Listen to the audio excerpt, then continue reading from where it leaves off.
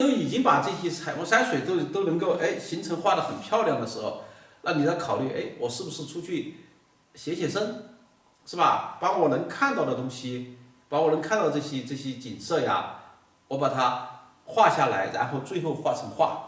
是吧？到这些都已经画得很好的时候，那你就是像平常我们这出去两手一小背，是吧？小手一背，这边看看，那边看看啊，你把你自己看到的东西记到脑子里，然后在写生的时候或者在怎么样的时候，你把你想到的东西记到你心中的一些景象，你把它画出来就是了。像这种画的话，那就是很高级的一种，就是说写生的方式了哈，一种就是说这个采风的一种方式。它就不再受一草一木啊、一山一石的这些约束了。它受的什么？它都是完全在创作的时候啊，完全就是心中就像过电影一样的，把你看到的东西，这里那里调出来，这个景色好，这一块好，那一块不错，这一块好，把它组合起来。你说不是这里呗？又是这个地方的景色。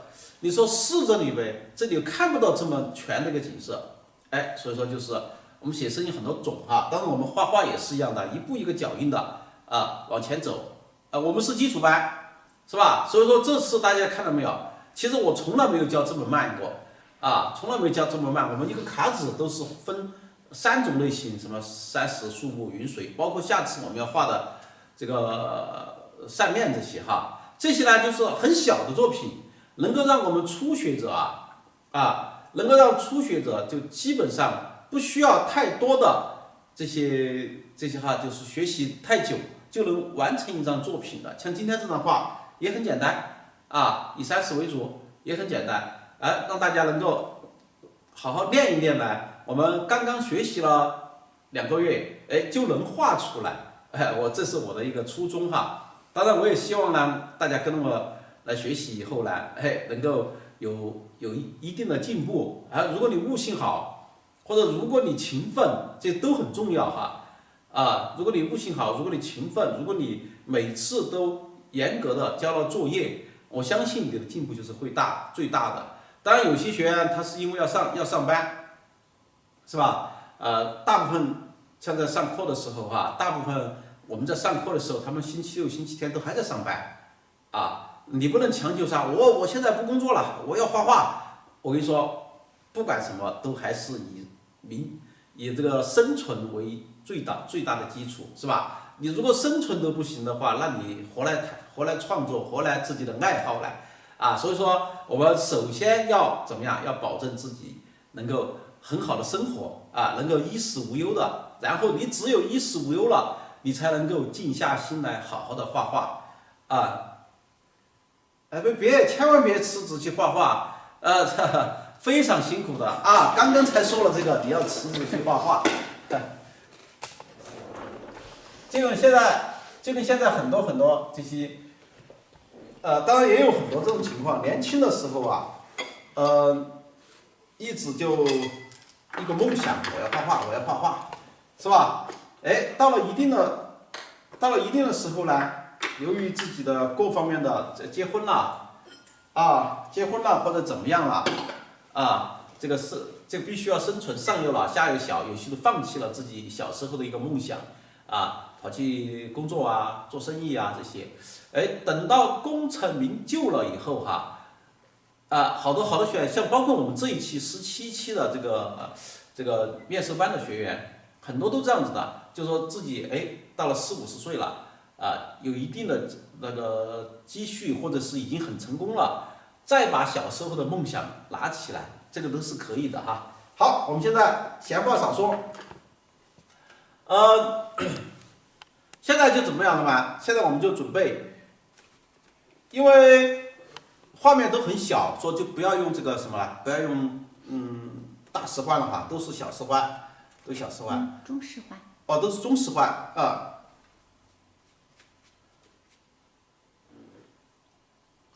我们可以先把这个颜色先调出来，当然也可以先这个这个画的是一个风景区，一个景区的黄山的一张黄山主要是就是以山石为主以山石为主。我们可以先用支小笔吧。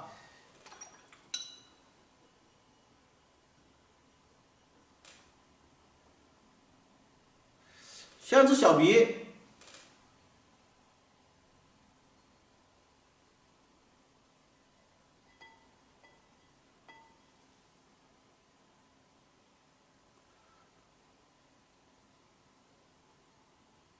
你看，我们首先墨加这个朱标，当然也可以加的胭脂也行啊。主要是干什么呢？哎，这个画面我们前2张画都给大家画的是冷色调的哈，哎，今天给大家画张暖色调的。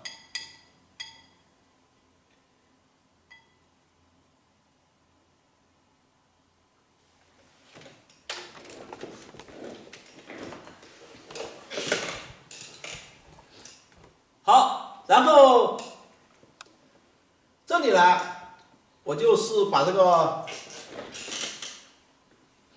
你看哈，首先第一，我们要画一个什么呢？就是黄山啊，很多地方它都属于是什么呢？都属于是就是在这个山顶上凿了一条路，凿了一条路的话，如果我们在这个去旅游的时候哈，你比方说哈，就走到上面的话，那是很危险的，两边都是悬崖啊，两边都是，就是中间被凿了一条路。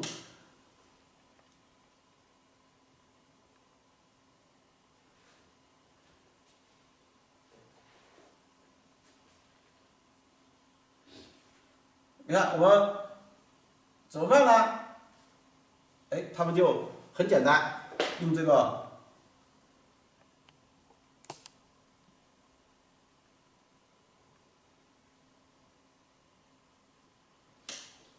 你看，先画一个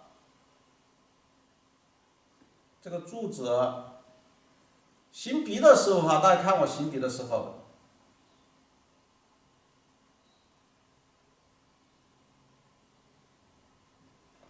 其实我可以一笔就把它拉下来了啊，拉下来以后，它也很好看，哎，但是我们就要把它画成那种屋漏痕那种线条，你看。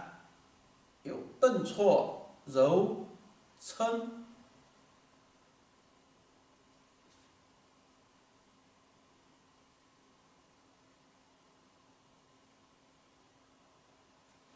是吧？这样子画出来它是有质感啊，整个就有质感。你看，这就算啊，这个就算一根这个柱子了哈，然后一边走上去啊，一直走上去。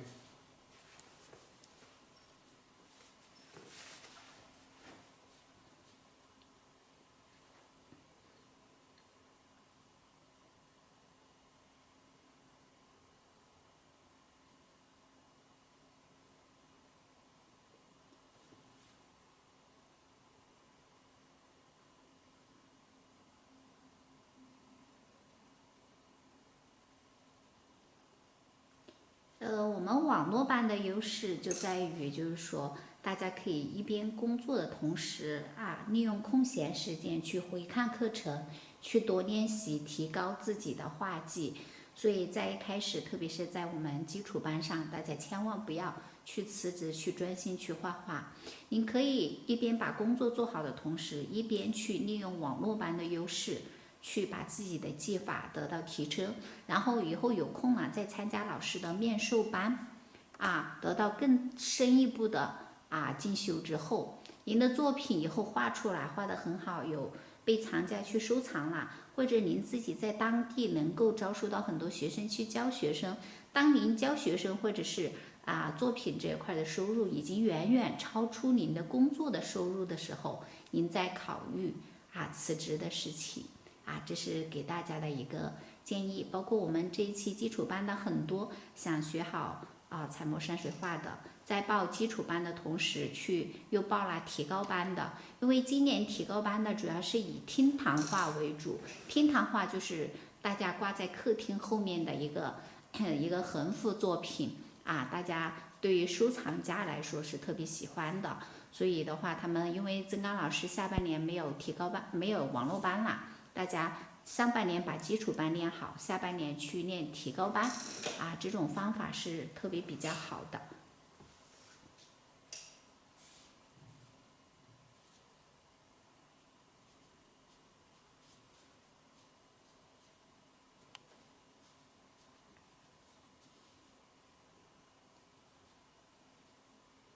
你看我们在画的时候哈，把那个笔擦得很干，擦很干的时候，哎，就可以把这边稍微擦一下。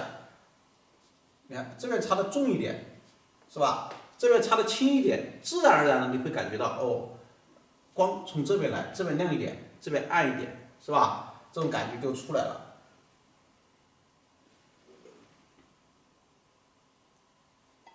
我们把这个画了以后，你看我这个有意识的哈，这个稍微斜一点，这个立起来一点，这个说不定又斜一点。越往上走的话，我看到的顶就越少一点，因为它逐步往顶上、往上面走了，就看不到顶了，因为它的视线啊这些。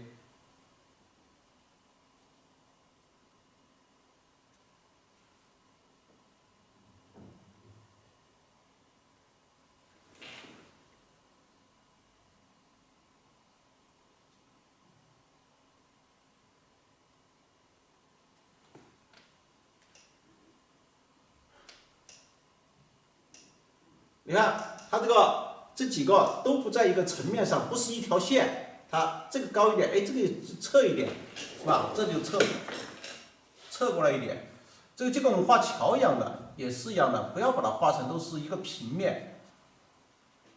你看到了这里哈，这上来以后，我们这里又是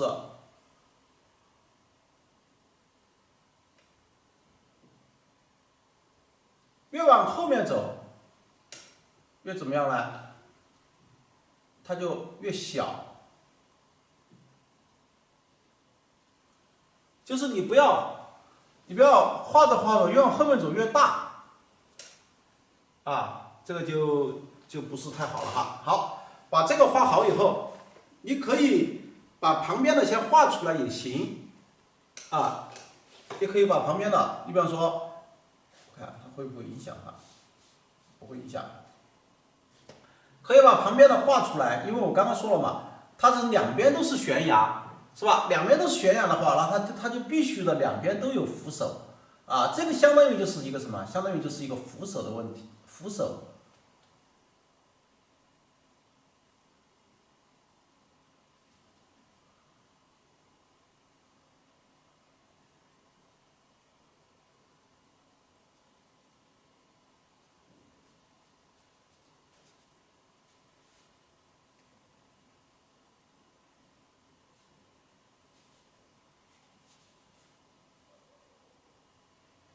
后面的呢，也是稍微小一点点，不要太明显就可以了，这有一点点。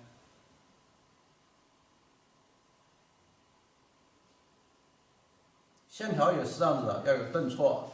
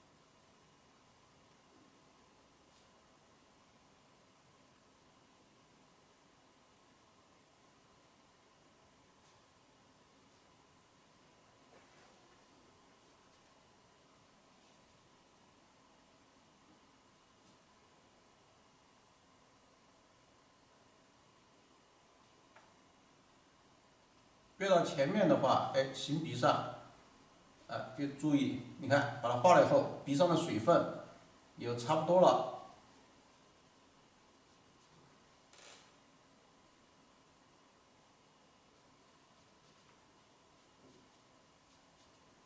画了以后也不光是就这边深哈，哎，这边还是要有一点那种质感，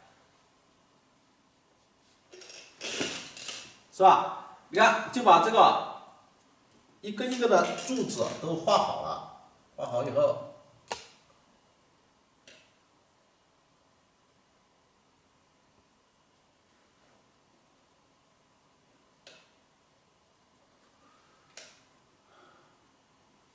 我们把这里画好以后哈，我们就可以干什么？这个一般来说呢，像这种哈，像以前如果是青城山的话，哎，它就是用的是木头啊来做的。它这里呢，就直接就是用什么？用的是铁链子。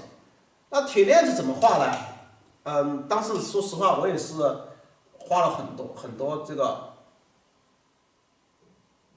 你看。就这样子一抠一抠的，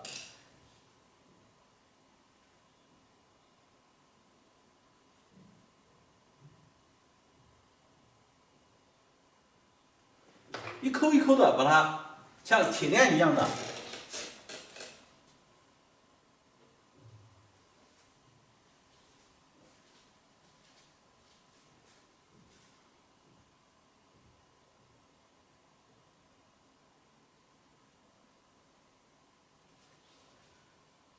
一般来说，一根儿不够。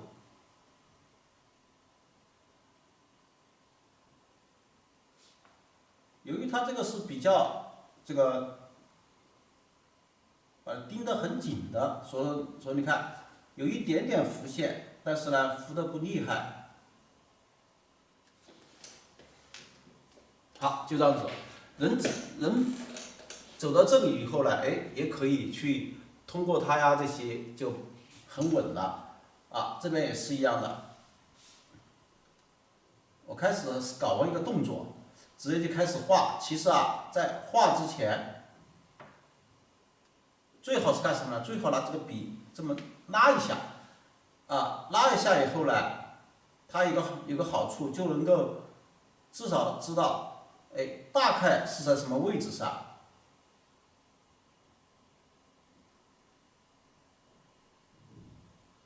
其实你看我画的时候，其实很简单，其实很简单，就是一个小圈一个小圈的，你看上去哎，就像铁链子一环扣一环的那种感觉，不一定画的很圆或者很怎么样。你看有时候就很随意的。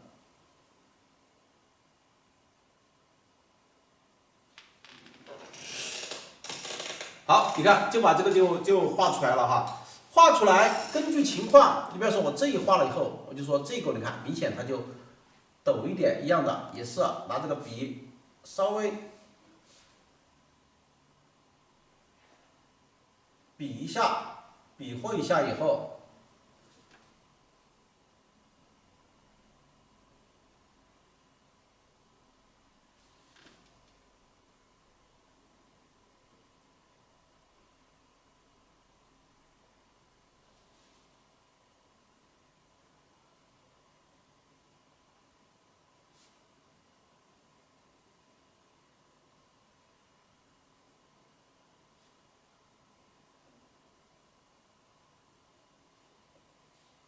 这是一个，后面一点呢，明显就比前面你看我就要简单的多了，就稍微简单一点，但是有点感觉哈，一定是要有感觉的。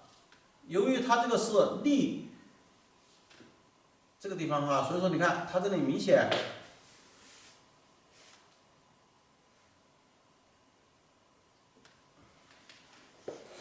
好，把它画好以后，这个地方又这个，你看这里坡度又没这么陡了，哎，我们又从这里开始，一样的也是比一下。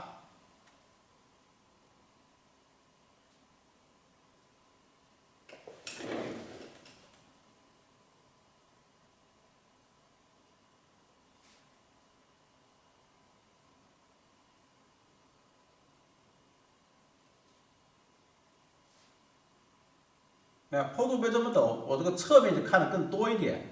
从透视上来说的话，哈，侧面看得更多一点。这个地方你就感觉，哎，它又，你看这个宽度的话，又比这个宽度较宽，较宽。因为什么样呢？因为它从侧面看过去了。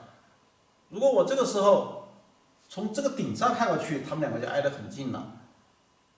有时候必要的透视，我们在学画的时候哈，必要的透视还是需要的。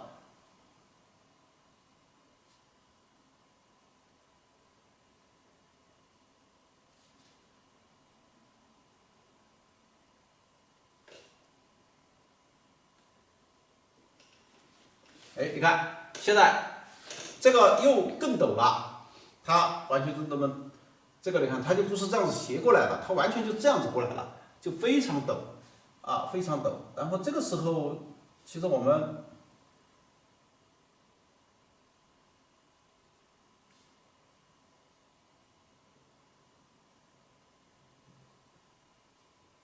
包括这个线啊，下面就是因为远处了，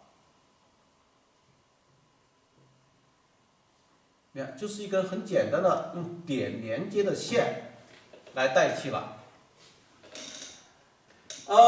好，大家看，我已经就把整个这块这个路的感觉哈，就把它画出来了。当然，我们一会儿还要画这个，就是路面啊这些哈，这个画这里还有，这样把它画下来。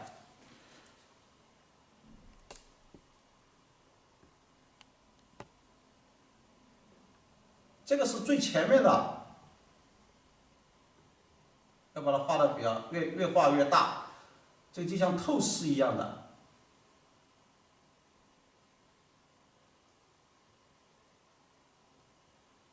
但你可以把它逐步就虚开了，逐步就虚开，不一定非要去把它。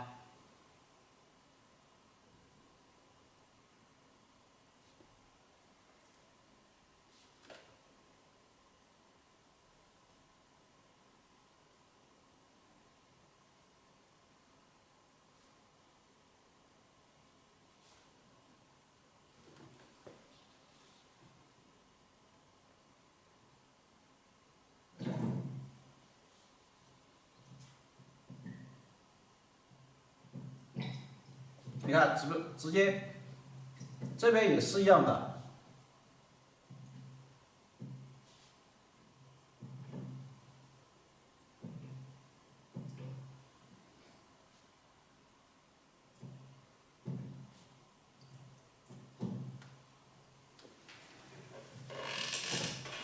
好，我们把这个画了以后，是吧？画了以后，这个时候你可以干什么呢？你可以先把这个边上的把这边上的这些石头啊，这种悬崖峭壁啊，你可以把它先画出来。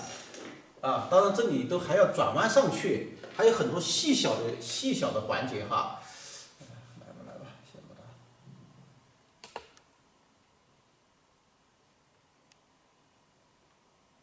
到了远处的这些柱子啊，包括这些就很简单了。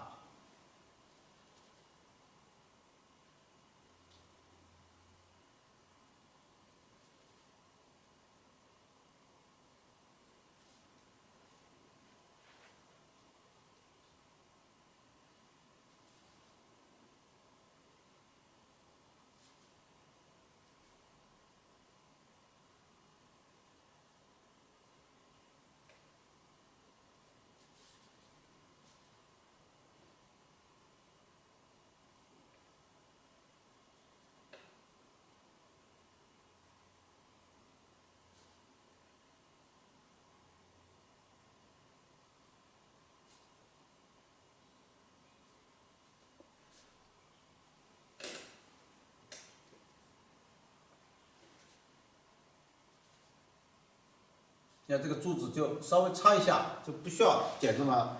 就是你看哈，我们从这前面是吧？从这前面通过透视要走到后面，越走越，你看这个柱子啊越来越小，越来越小，是不是啊？那走到这里啊，就已经是非常的怎么样呢？非常的这个远了，就推得非常的远。好，我们把这里画好以后，我们现在这里就可以画30。刚刚说了中视环，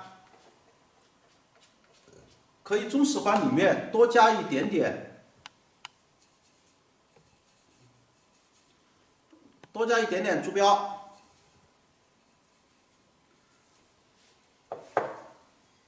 平常我们跟大家说的话，我们画画是加了珠标，看不出珠标色，主要目的就是为了什么样呢？就是为了让这里面这个墨更稠一点。但是今天这个呢，就是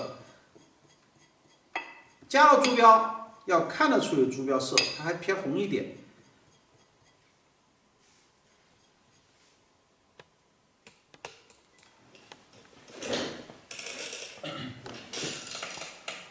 好，我们画好以后哈，就是要注意，你看。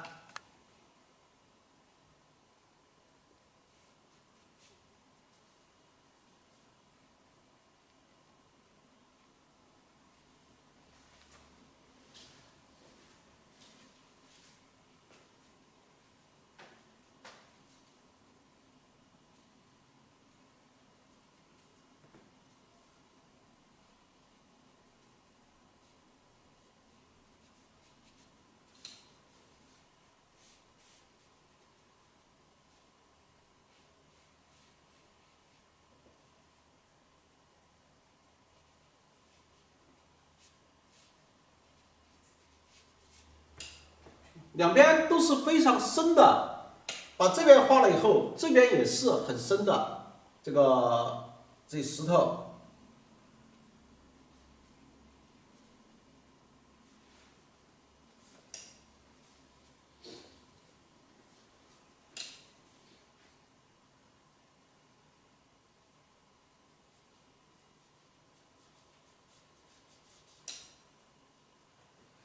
一会儿我们要通过这个后面的比较深的石头啊，把它衬出来。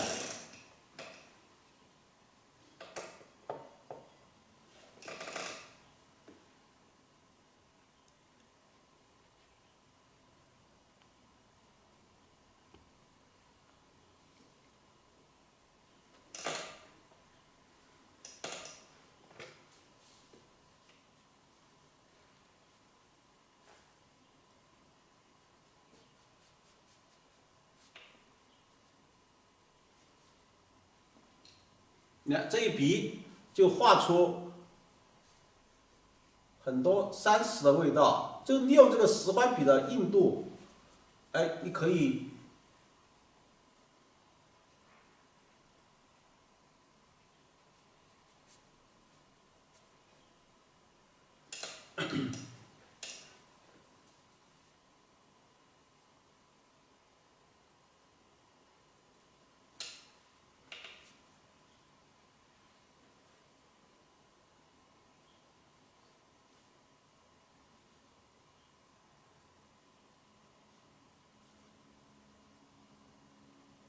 这两个铁链，哎，你要把它留出来，包括柱子也把它留出来，利用这个山石把它衬出来，好，然后呢，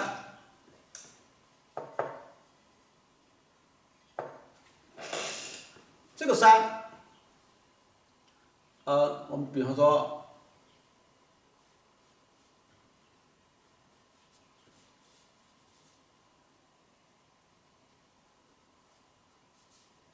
如果说这边画的比较虚的话哈，那这边这里就要画的稍微的清晰一点。你看我们怎么画清晰哈？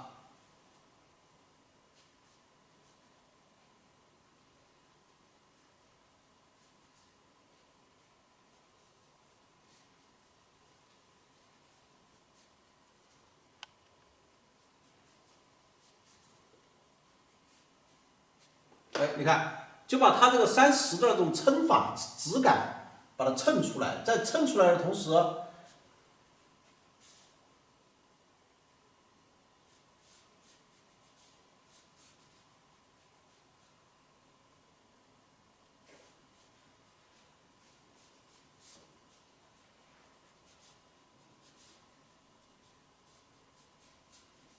这个又是后面一座山，稍微虚一点。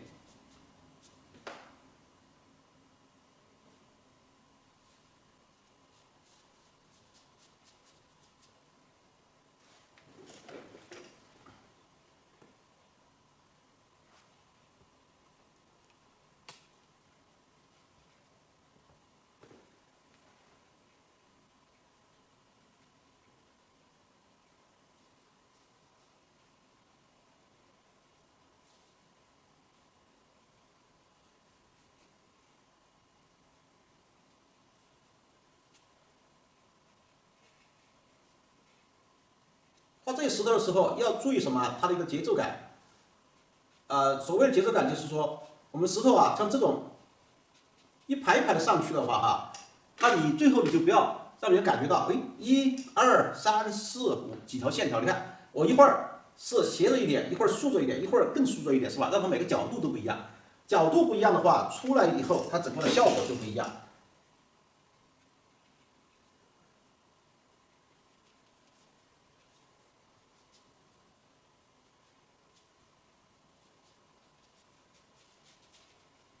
前面画了很多的这些东西，其实对我们后面在画的时候呢，它是会有一定的影响。就是你在画的时候就不敢太放肆的去画了。如果没有这些柱子啊，或者没有这些哈，那你就随便画。但有了这些的时候，那你要注意了，你就要有所保留的去画了啊，去画它。因为一旦稍微越界的话，就会把它们怎么样呢？就会把它们给漠视啊，就会把它们挡住。所以说，你看我在画的时候都特别小心的绕开它，或者是刚好，好把它画了以后，下面逐步的就要开始虚啊。在虚的时候，大家看我怎么虚哈。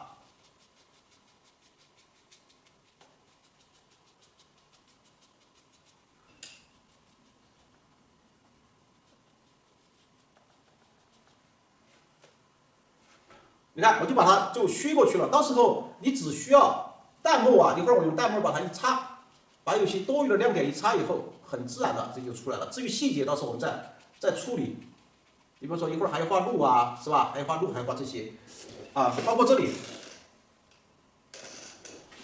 包括这里面，这边你要把它画的比较比较就说是清晰一点。其实说清晰都不是很清晰哈，因为它相对而言吧哈。我们可以拿着小笔来，因为地盘确实是太小了。我们这个小笔一样的可以画30，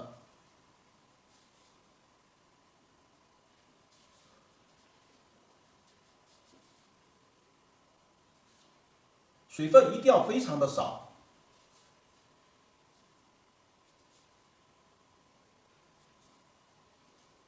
哎，你看把这个30先。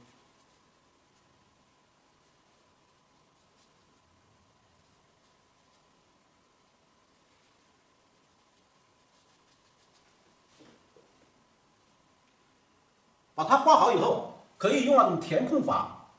什么叫填空法呢？你比方说，哎，像这种，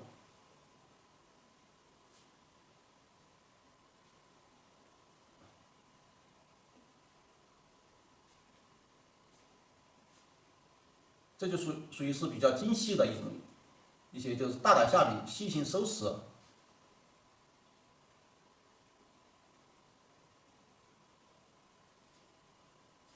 可能有些人说，哎，这样子我是不是看不到那个链子了？其实不需要太清楚哈，而且等我做了色以后肯定能看到。你现在看不到是因为这边上还是亮的，到时候一般这边上都不会让它亮啊。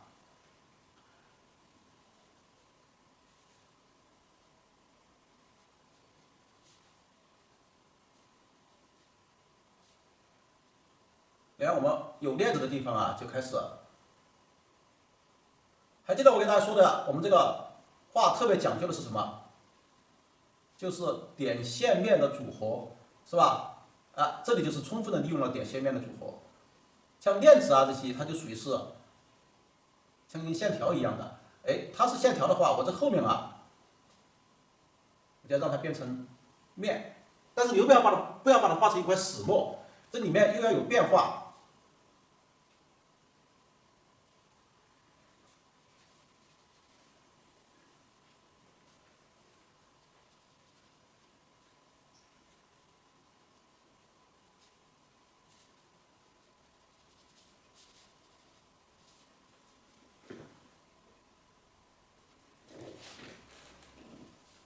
好，这个后面其实都无所谓了，这个后面我们就将就把它就虚下来，就把它虚下来，到时候后面跟后面的山连接。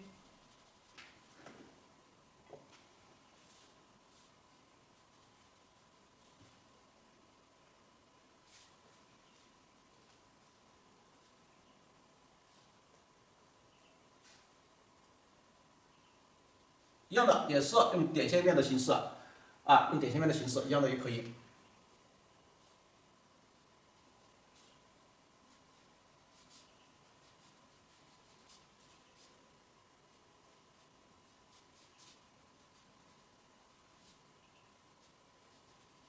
把它拖得远一点。好，你们看哈，这座山画了以后，中间就留了一个什么？就留了这么一个小的一条路的空间。暂时不管它，我们可以用笔蘸点清水，干什么呢？就说，哎，有些地方啊，需要它稍微用淡墨啊把它蹭一下。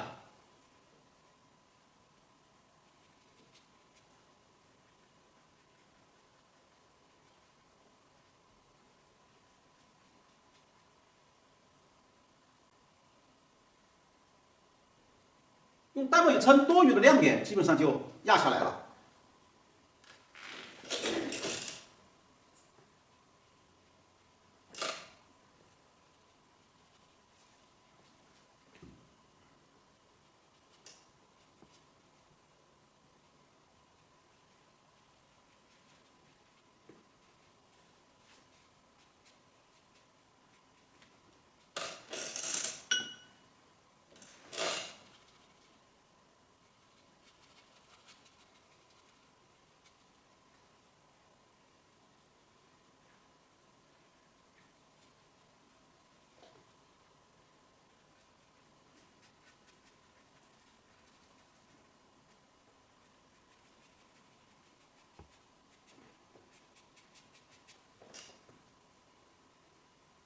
基本上把它染下来，就把这条路凸出来了，是吧？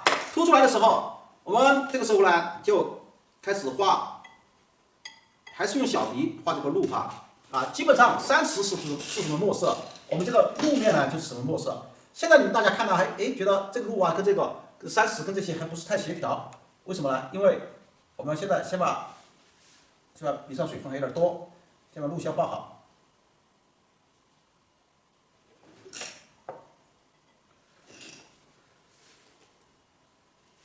如果没有这个就是没有这条路的时候，这全是石板哈。所以说呢，我们工人很聪明，就正好利用这个石板，是专门用凿子凿出了这么一条路，就地取材，也不需要去搬，这个就是下面去搬弄砖头啊，弄这些，直接就凿出一条路。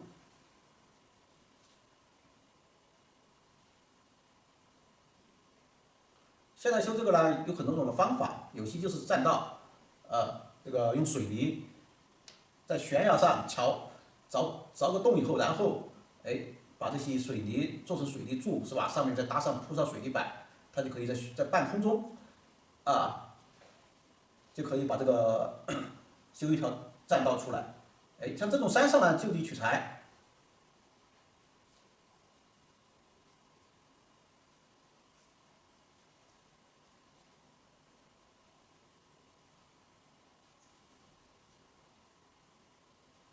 越往后面走越虚。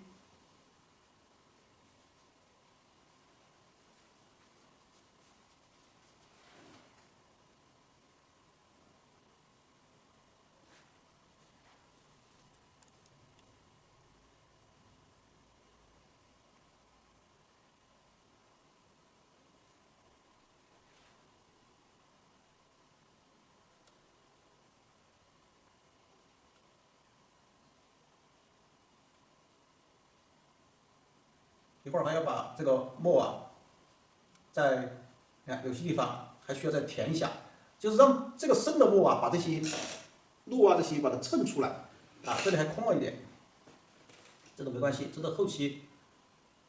好，越往后面走的话，那这个台阶就越怎么样呢？就越小啊，就越简单了，稍微拖上2笔就可以了。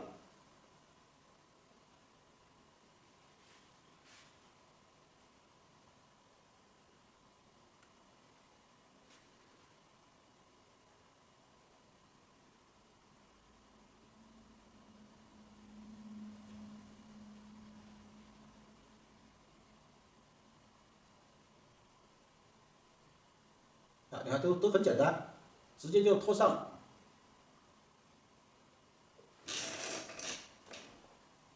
好，我刚刚说了，有些地方啊，还可以再调整一下。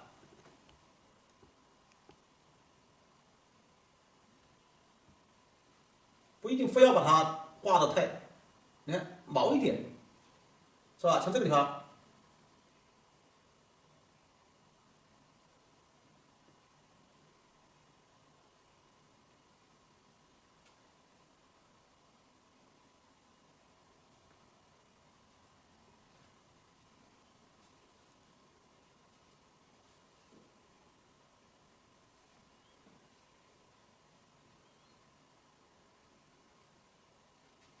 完了以后，到时候还有点台，还有点台呀，还有这些这个树啊这些，把它一画哈。你看我们现在整个来说这条路，其实这段话最复杂的呢就是这条路啊，这条路你要通过这个山石把它怎么样呢？把它衬上去啊，把它衬上去，然后会，而且你要感觉到哇，你要走到这个山石上啊，你看这越往前走哈，越小，这个场面越来越大。真走到这里，你真的你要画人的话，这就是很小一个人，是吧？你就会感觉到，哎，这个山特别的怎么样啊？特别的大，啊，特别的大。我们把这里画了以后，等它稍微干一点以后，有些地方再处理它一下，啊，再处理一下，我们就可以干什么？就拿这支小笔也可以，我们调点颜色，你看，直接调朱标色。编织，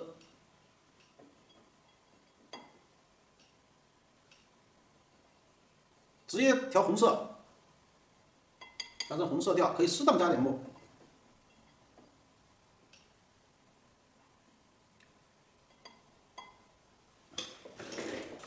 这个干什么呢？哎，我可以在这后面啊，添加一些什么呢？就通过，因为这后面这里哈，它是有一些云啊，有些这个哈。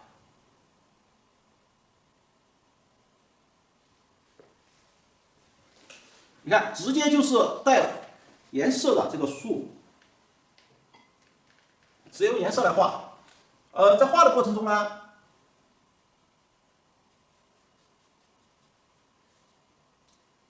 注意什么？注意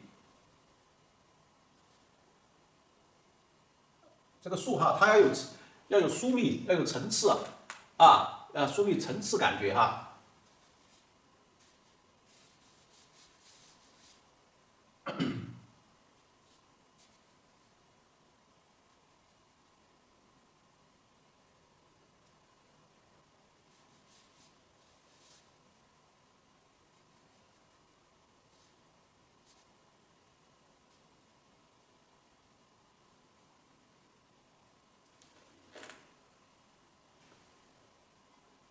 有点像华山的苍龙岭。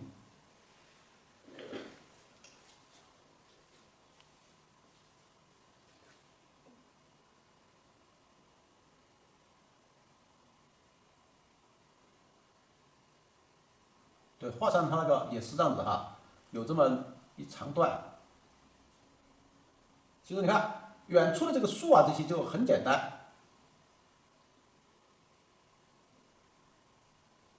只要有好几棵树在这里互相穿插的话，你只需要穿多几笔，你就觉得哇，这个很复杂。你看互相穿，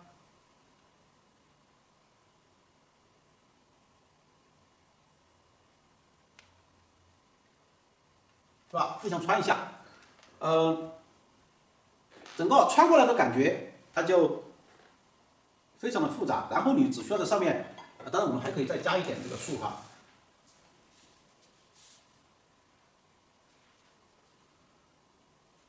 然后我开始比划了一下，这里太矮了，如果我这里再画一坡的话，它就有什么感觉呢？就一条线下来。所以说我把这一坡加高一点，加高一点以后，我哪怕这里你看，哪怕就这么画，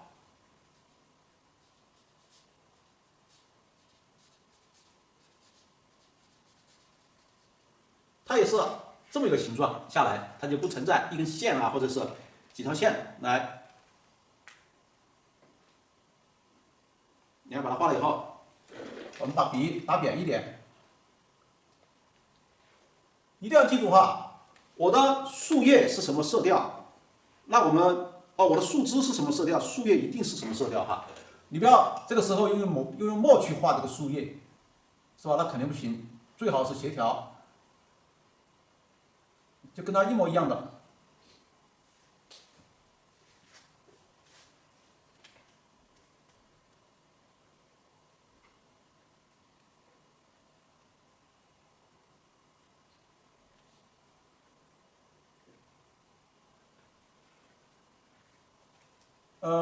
你看为什么我要整体的把这个树都画好了以后，我再来去点树叶来？这个时候我在点的时候啊，我就可以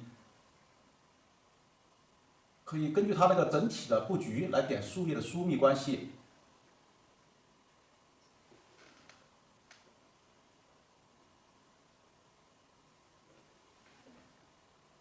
我们有时候画画哈，不一定非要考虑，你比方说，哎呦，现实生活中没有红颜色的树哈。那你看我们郑板桥画那个竹子的时候，还红色的竹子，用朱标直接朱砂画红色的竹子。有时候根据情况，你比方说哈，在我北京的写生基地9度哈，不知道我们这群里我们这个班上有没有北京的学员，有没有去过10度风景区的，有没有？我在9度我有一个写生基地，有一年我在开巨幅创作研究班的时候，画了一张11米长，然后2.4米高的一张大画。那个时候带着学员去哈，在报名前的3天一直下暴雨，一直下暴雨，下很大的雨。然后我自己都想，哎呀，怎么办啊？这么大的雨，大家报名也不方便啊。我们在报名那天，我都是冒着雨进去的，开车进去的。那天我们中午一班那个哈，晚上吃完饭，下午雨就停了。到晚上吃饭，正在吃的过程中，突然有人叫：“快来看啊，快来看啊！”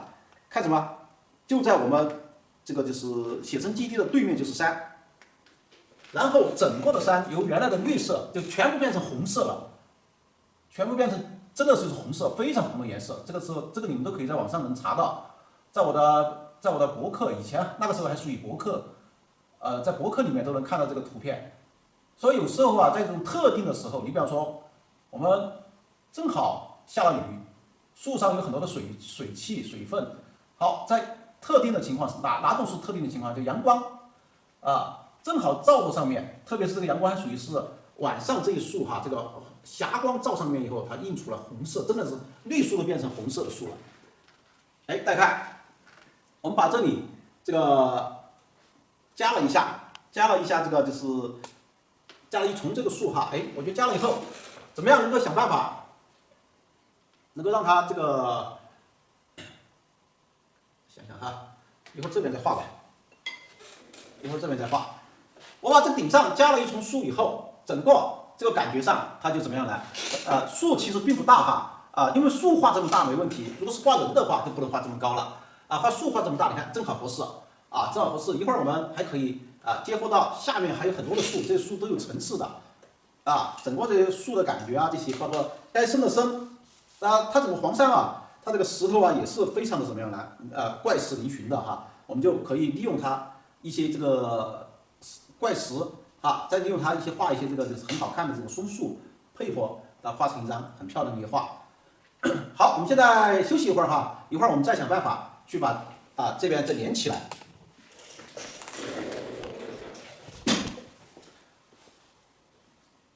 今天主要是最难画的就是那个这条路这些柱子花了好多时间就是强行的在整个这种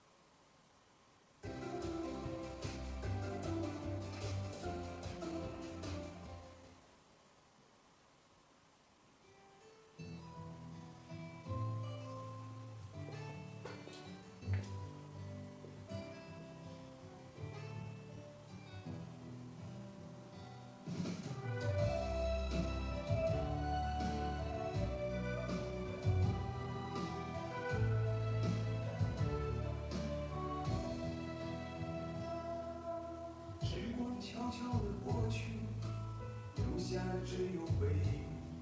回头看看我的兄弟，都已到了半把年纪，青春渐渐的老去，剩下的只有追忆。梦里想想我的兄弟，这辈子真不容易。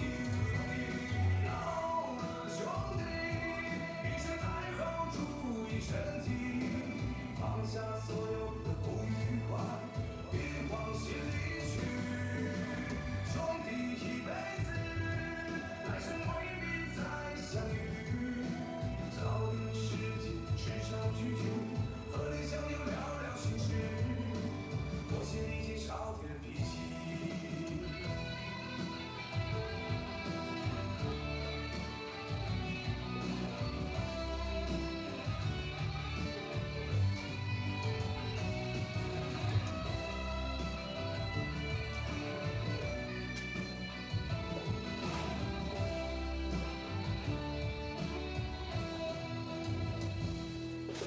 时光悄悄地过去，留下的只有回忆。回头看看我的兄弟，都已到了半把年纪，青春渐渐地老去，剩下的只有追忆。梦里想想我的兄弟，这辈子真不容易。老了兄弟，一生尽快保重身体，那些过去的烦心事，能忘就忘记。兄弟这辈子没有什么过去，收点空心回家叙叙，梦里清茶漫谈往事，彼此关照兄弟情谊。老了兄弟，一生尽快保重身体，那些过去的烦心事，能忘就忘记。兄弟这辈子没有什么过去，收点空心回家叙叙，泡杯清茶谈谈往事，彼此关照兄弟情谊，了解心。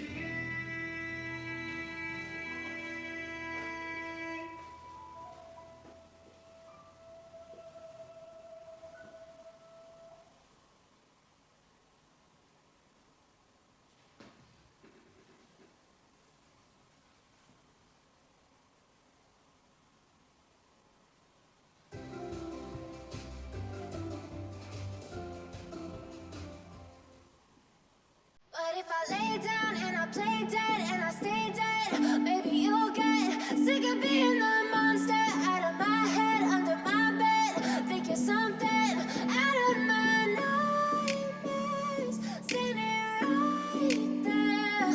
But if I lay down and I play dead and I stay dead, then will you get bored of killing me? Silhouettes of you are like a taunt. Never really know just what you want. With you I don't ever feel calm. I can feel the sweat inside my palms. Play with me like cats and a string. You don't understand the pain it brings. You don't ever wanna give me wings. You don't ever wanna set me free. You know I'm addicted to you, and it's twisted, you've been gifted with the evil voodoo. Got me coming back for more, even when I've been screwed. Dolls full of pins, pierce my heart straight through.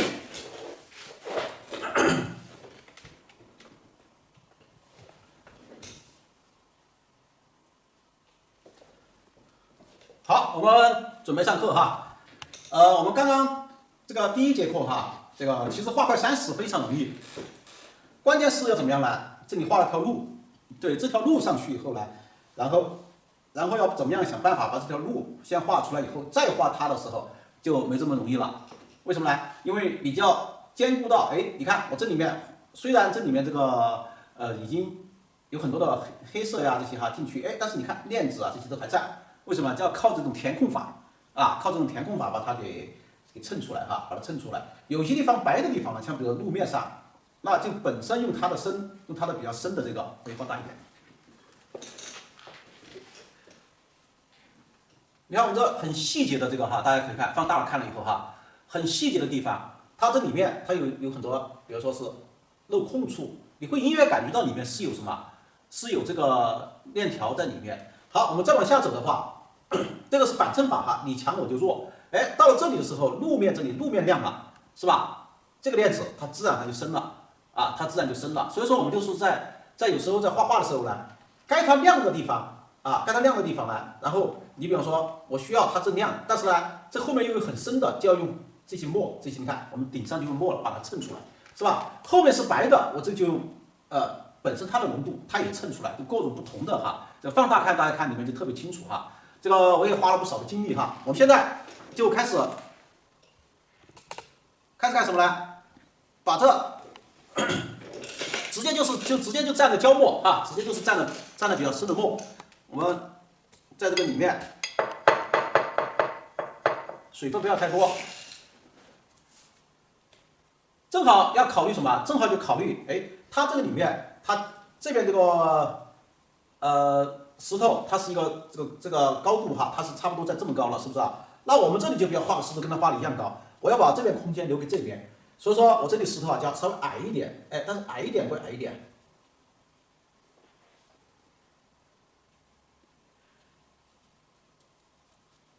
你看没有铅判的话哈，我们画30啊。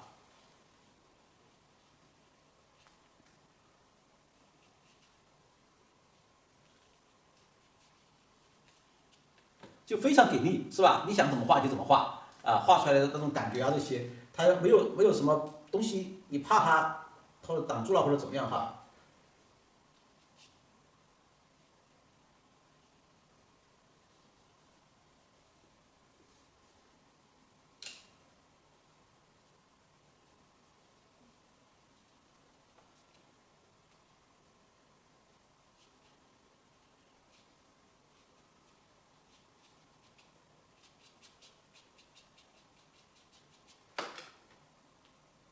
在画的时候呢，就要注意什么呢？就注意30的一些变化啊，主要的线条，它主要的线条之间是该怎么去画。好，然后你看，这就只有几根主要的线条，虚实该虚的地方，像这些都是比较虚的地方，是吧？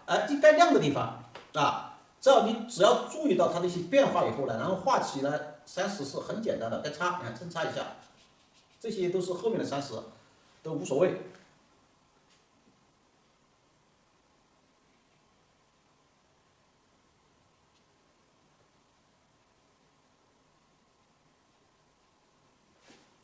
30的形状啊，你可以根据需要，可以根据这些来解决它，这都没关系。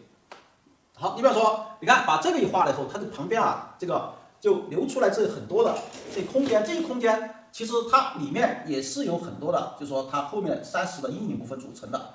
我们一样的，也是需要用填空法，这个空比较大呢，我就用这个。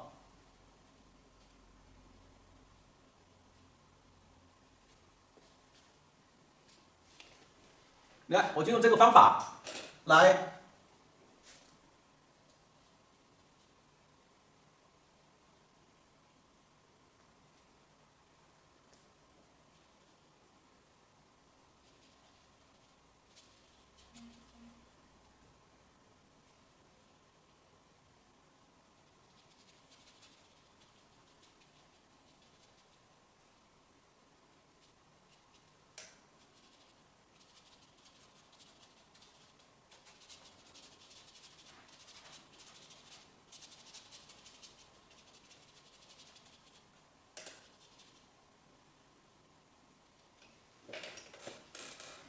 通过这些处理以后哈，这个因为从这幅画来说，像这些画面上啊，这些都不算是主要的啊，都不算主要的，所以说我们这里就画的都比较虚，画的比较虚，包括这个30这里开始画的比较有几笔清晰的，到时候一虚都看不太出来，看不太出来以后，我们把它画好以后哈，一样的，因为画面很小，我们就直接拿小笔蘸胶墨。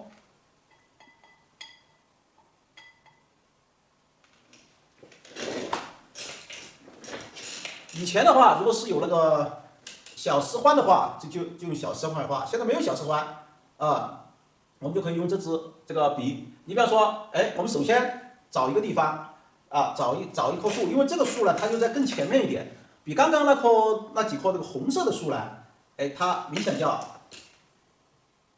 叫大一些。你比方说我们在画的时候，一笔拖下来，看着我这支笔小，其实你要真的是有时候写满大的字都可以的。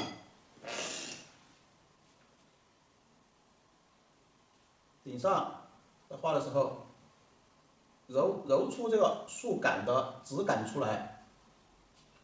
好，揉到后面的时候呢，它笔上的水分少了，然后一笔一笔拖下来，就会产生一些什么？产生一些这个，飞白带金丝味的线条。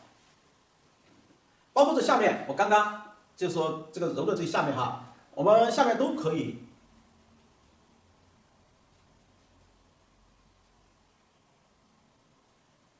这个也是这么考虑的。我们一直给大家说，有时候就说调整树枝就是调整树形，这个也算是树枝，是吧？它树顶的一个枝干哈。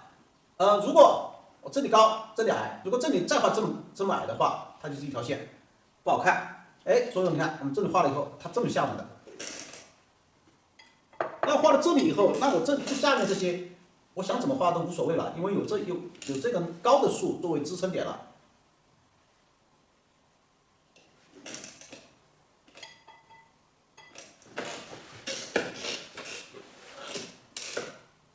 刚刚在这个位置上哈，它是这么下来以后，这里出来一块的话，我觉得不是太好看。本来是想把它给那个处理一下的，后来我想反正这里我可以画树，就懒得处理了。基本上画出来它差不多是看不出来的。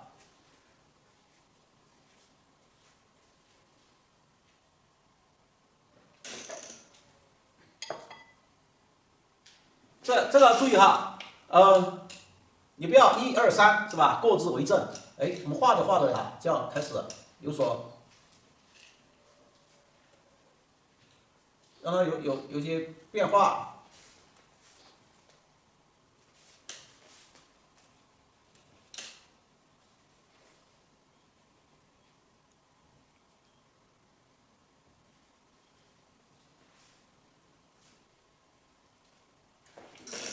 要讲究它一个疏密关系。现在你们看到来就是觉得那个蛮多的线条，其实一会儿我一画了以后啊，这线条并不是太多。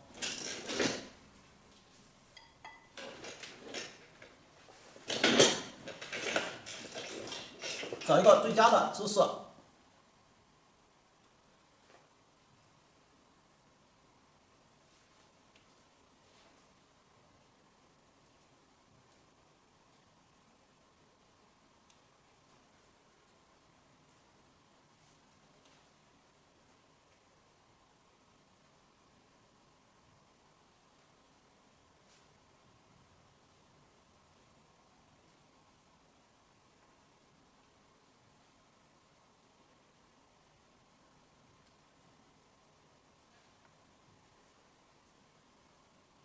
互相穿插呀，你会觉得到时候这里是非常茂密的。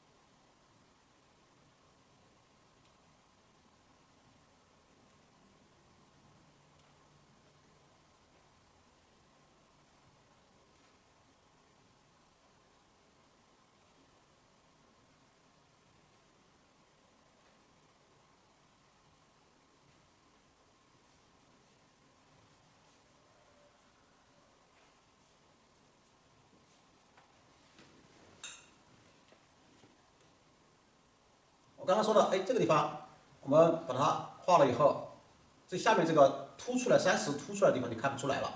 刚刚这一块凸出来不是太好看，但是呢，它又不能说是我要强行的去把它又画得很斜很怎么样啊，都看不好看。这里画就看不出来了哈。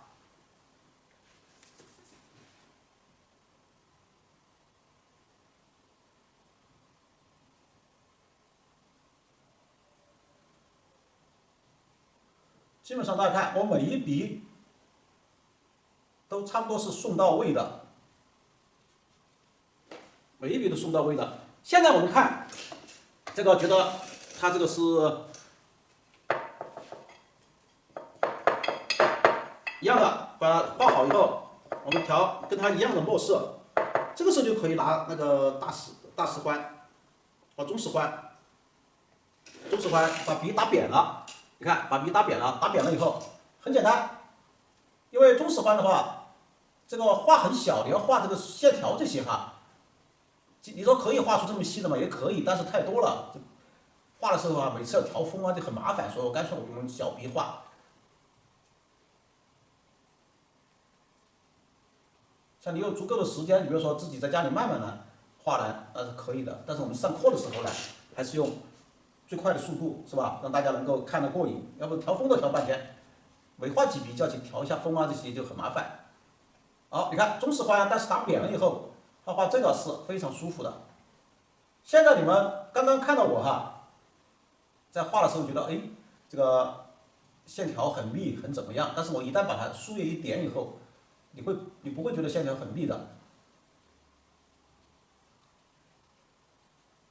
因为怎么样呢？因为我给大家说了，那个树枝有多深，树叶就有多深。好，用这个方法的话，就可以把多余的树枝啊，你可以通过这个点把它藏到树叶中去了，能够流出来的都是你认为很好看的地方。你看，我们不是说是乱点哈，我们有些地方。该长的就长了，该透气的就透气了。两墙中间这些地方哈，你就是感觉不到它开始这么多的复杂的这些。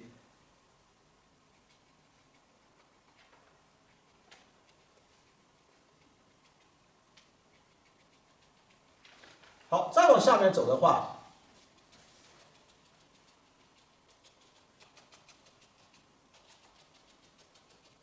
那完全就是什么样的？就完全就把它融为一体了啊！真正你再看它的时候，你觉得哎呦，这丛树非常的茂密，是吧？非常的茂密。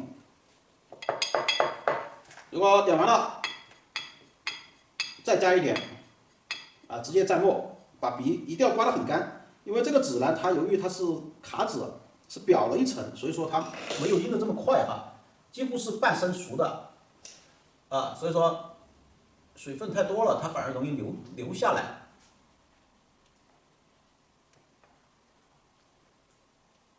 顶部的这个很重要，所以顶部的这个造型啊很重要。所以每次你看我画顶部，要很注意。一旦把顶部画好了以后，下面这些啊，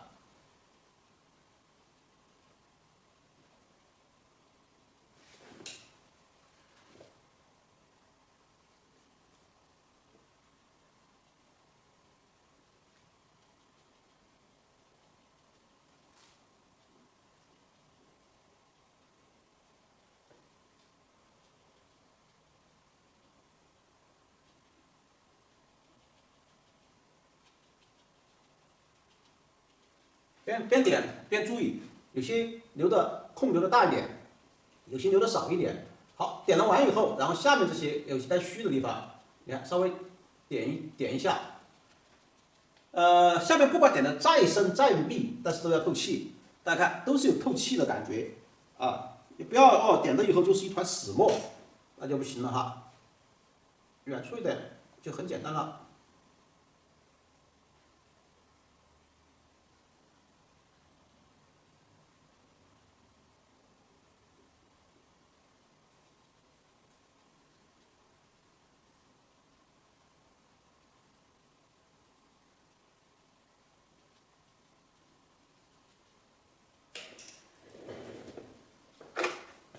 好，你看现在是不是就已经就把这一块就画出来？画出来还没完哈，这只是一部分啊，这只是一个层面，我们还需要干什么？还需要画另外一个层面。另外一个层面就把笔洗干净，蘸点颜色，我们就可以蘸一点山绿色，还是小笔，你看这就是淡墨了，是吧？有点红色进来就进来，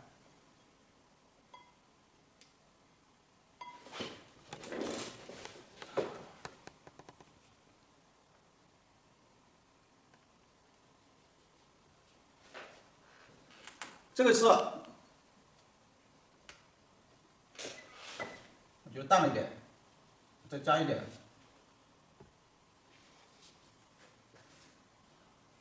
稍微加上这么几颗就够了，不要太多。这个我们画画呢，就是特别要小心。你看，就在里面加一点都可以，你不要以为好像加在里面就看不到，都能看到的哈，都能看到的。好，把它加了以后。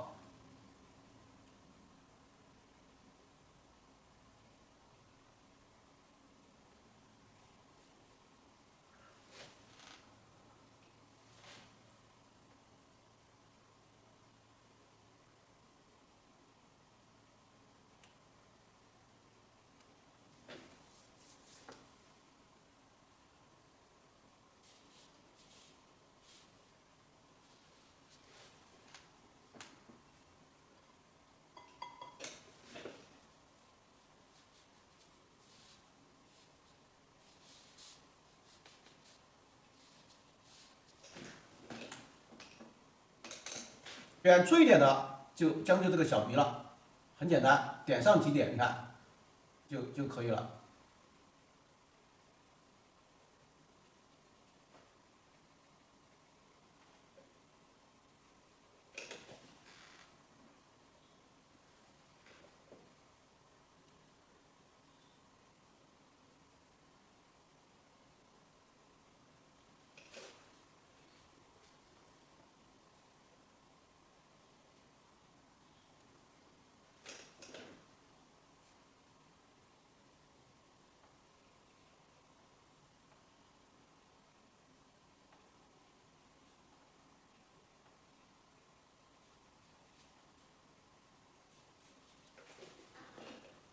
你看远处我在画的时候，其实画的都很随意了稍微几笔，因为到时候在红染云的时候，这些都是属于是隐隐约约跟云，它在云中间，你会感觉到这里又像是有，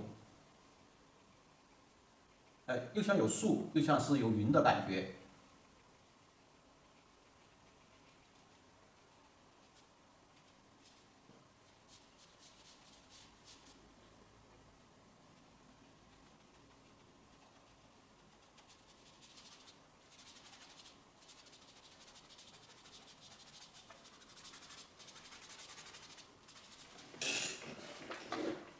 好，把这一大片树画好以后，我们就可以开始画这些山了。画这个山的时候呢，我们也是用这个大笔哈，用这个中士官的笔笔上的墨不要这么多。后面的山都是以怎么样呢？都是以红色调为主。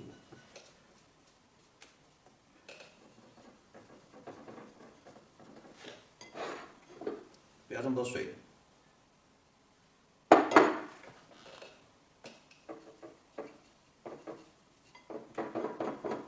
猪标、胭脂加一点，当然也可以加点墨哈。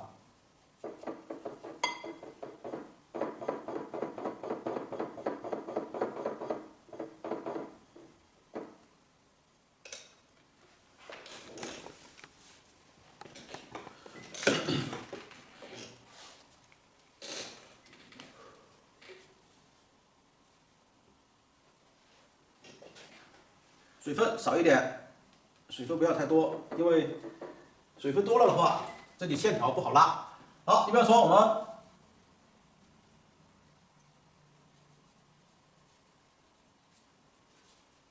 们，你看水分少的话，我们就可以拉出很多这种飞白的带飞白的线条。由于我给大家说了，由于是卡纸，这个。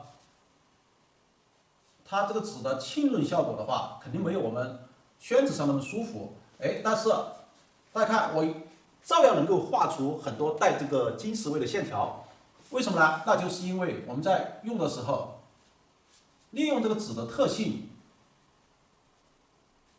我在笔在纸上揉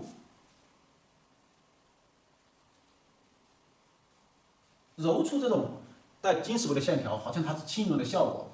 所以我们有时候在拿到纸以后哈，有些纸它印得很快，哎，有些纸呢它印得很慢，它基本上是半成熟的，甚至是熟宣。好多学员就说了，哎呀，我平常画惯了一种纸，突然一下子换一种纸，我就画不出来了。这种情况大有人在哈，啊，大有人在。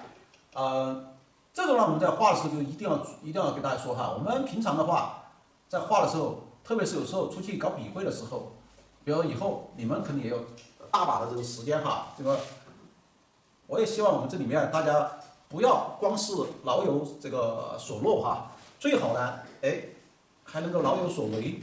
特别是我们这里面都有前车之鉴哈，有很多人才开始画笔都不知道怎么拿的，哎，现在社区啊或者他们当地也请他去教书去了，因为通过不断的努力，通过不断的学习啊，他已经画得很好了。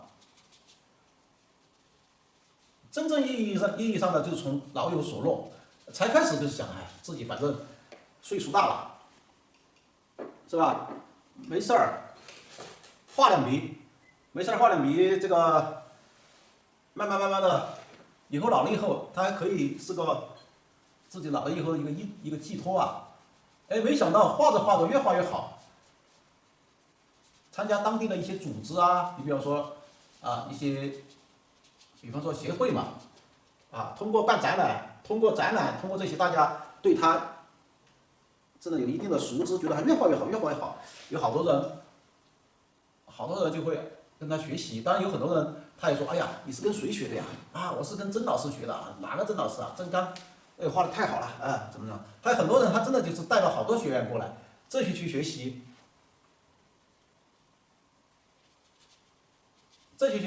哎，下学期啊，他又带好多学员过来，所以我们彩墨山水为什么现在学习的人越来越多了？就是口碑相传。哎，你看我通过这个抻插，因为给大家说了，这个大家看这块山石是不是啊？就通过我的抻插点染，通过我的这个慢慢是不是出来立体感啊这些？层次感啊，这些都非常的漂亮，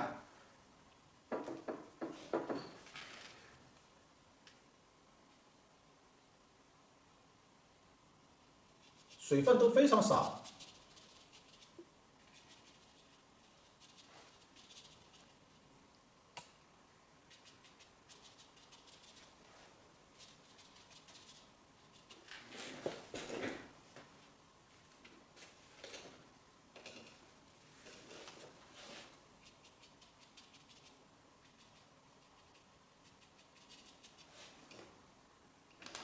现在还不要说我这个地方啊，这个报名很踊跃，就很多他们当地的，这学了一定时候哈，他们一旦说要开班，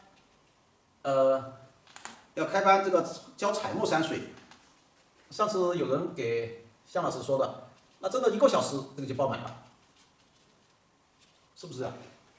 啊，怎么说的我不知道。老师说的是一位上海的学员啊，一位陈老师。他当时学画也确实抱着是老有所乐的心态来去的，因为儿子在国外，他自己在上海也有几套房，衣食无忧。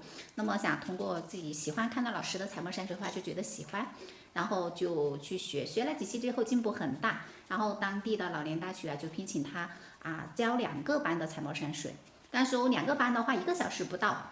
就全部爆满了，他也很开心，他觉得自己通过学习彩墨山水画，实现了自己的人生价值，很开心的一件事情，经常跟我分享一些事情，我也为他感到比较特别的开心。他说他学画基础不是为了钱，但是就是为了老了之后能够修身养性呢。现在有一帮志同道合的老师们跟着他，然后尊敬他尊称他为老师，然后带着大家一起去学画。自己让自己老年的生活过得特别的充实，他自己现在也感觉自己通过学画，自己内在的气质越来越优雅是特别开心的一个事情经常很多学习彩墨山水画的老师们都会跟我分享一些学画的一些自己的收获呀，自己的成长自己的成绩。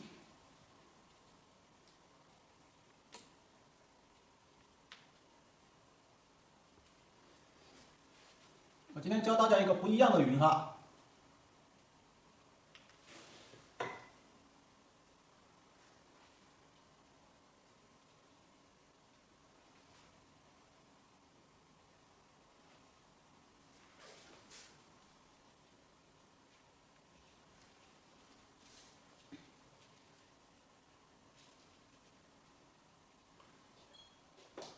大家看出来这是什么云了吗？我不知道你们见过没有哈？有见过的可以说见过。瀑布云，你说的不我见过。我叫学院说了，这个你先就透露了。大家说是流云，流动的云。对，流云也可以这么说，流云就是瀑布云嘛，它像瀑布一样的。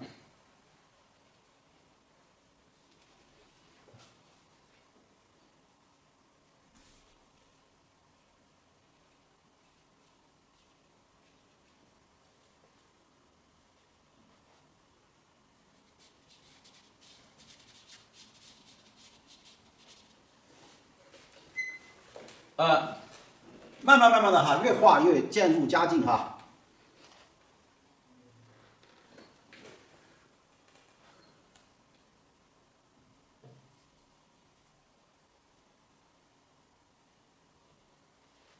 一会儿我画了以后，你就知道我画的是哪里，黄山哪个地方。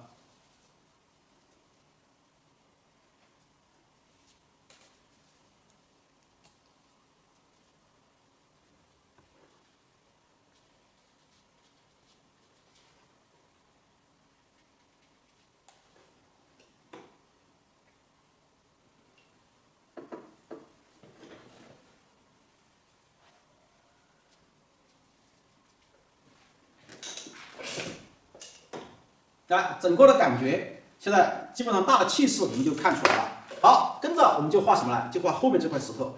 这块石头一画，基本上你就知道我画到哪里了。墨色呢，还是用开始的这个墨色，可以加点颜色吧，可以适当加点颜色。你看，我们首先开始是比较多一点，现在呢，朱标加点这个藤黄，是吧？再加点开始这个颜色。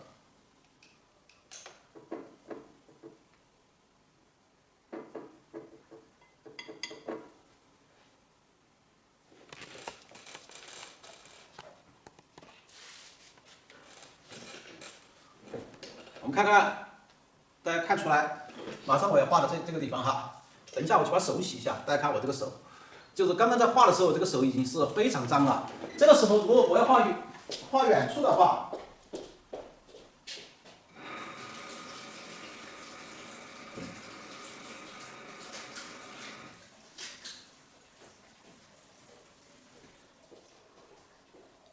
我们这一期面授班的还有位柴老师啊，他是自己所在当地城市是做汽车经销商的。他现在说的是买汽车送他的画，他说过了一段时间，他的画技也增长，他说争取做到啊，买他的画送汽车。其实每个人心中对于自己以后的一些路啊，然后对于学习彩墨山水啊一些收获呀，啊都是有一些期待的。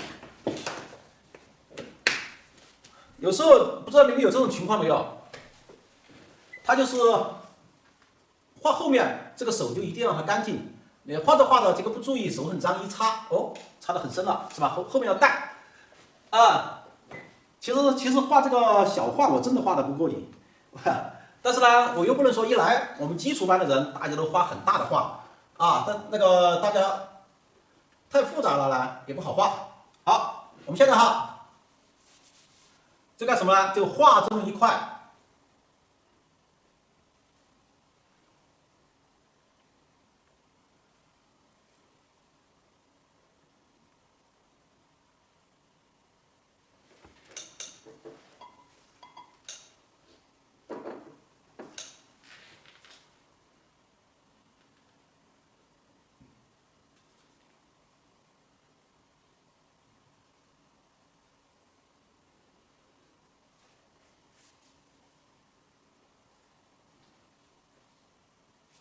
黄山有很多的这种大的这种石头，比方说飞来石啊，是吧？啊，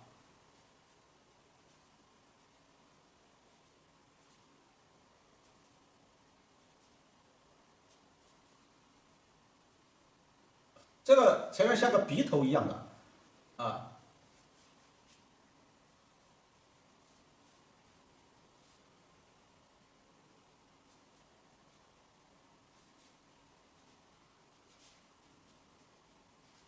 其实我是最喜欢画大画的。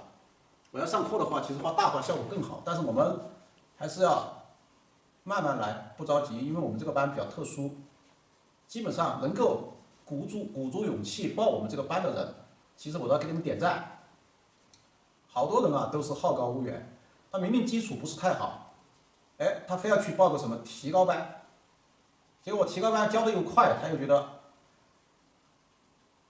这个提高班他跟不上。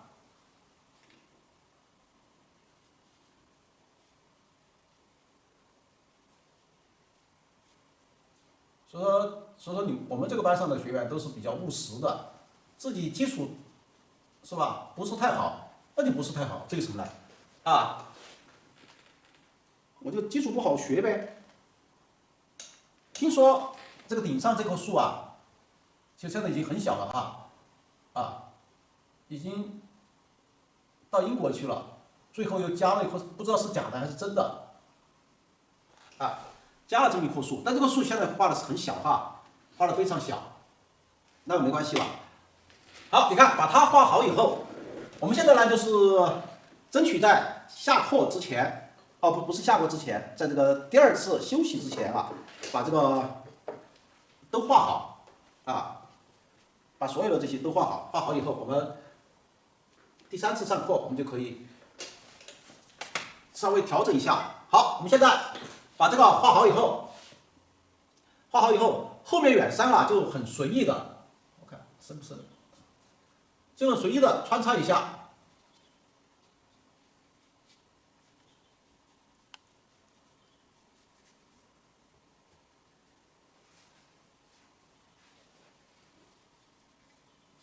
黄山的特点就是它那个山石，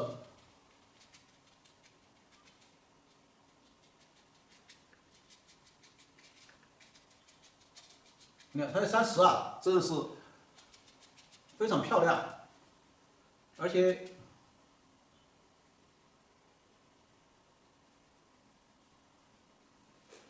我们在画的过程中，特别是怎么样呢？特别是要注意，你看远处的山哈，你比方说像远处的山，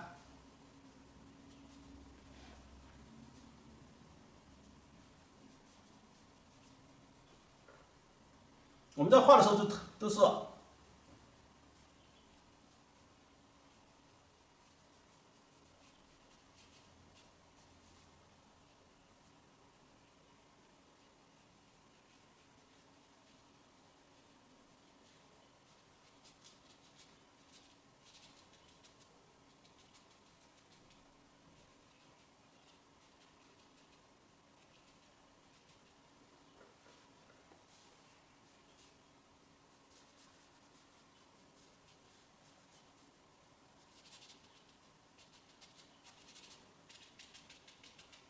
抻插点染，一气呵成，后面也是这样子的，这个得做到你实我就虚。你看我这里它画的比较实，那这后面就画虚一点。哎，这个地方没这么实，我就稍微可以。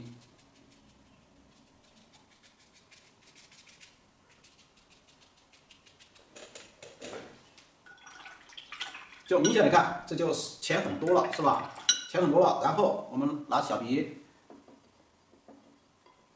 蘸点这个朱标。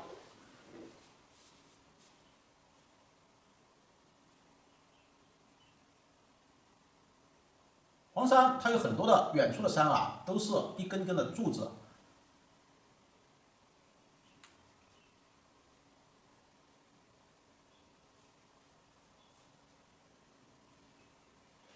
一根根的柱子啊，这些特别有什么童子拜观音那里。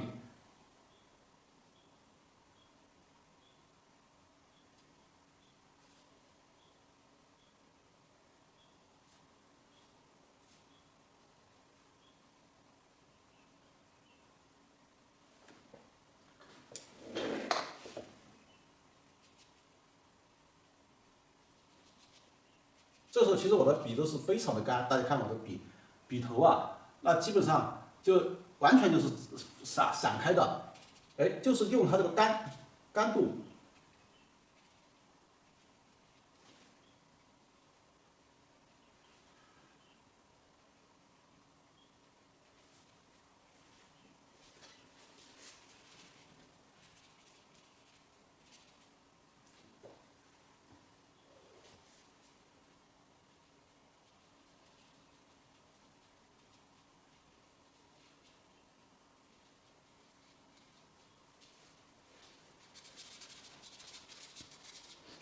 来抻插一些变化。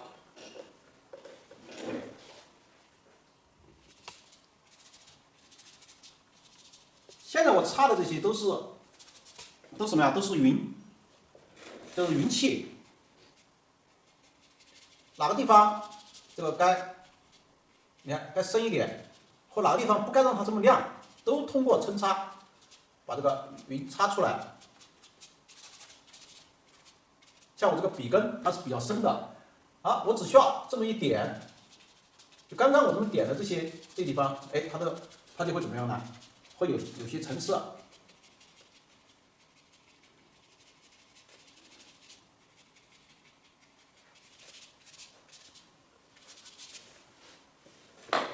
你看，把它画好以后，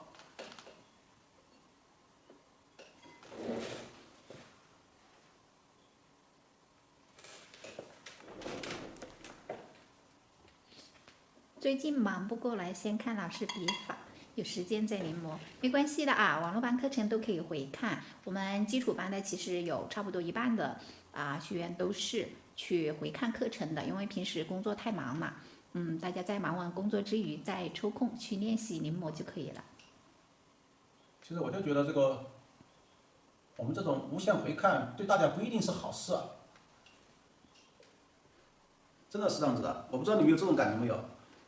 自己买一本书的话，买回来以后，这本书放在家里几乎就不翻了。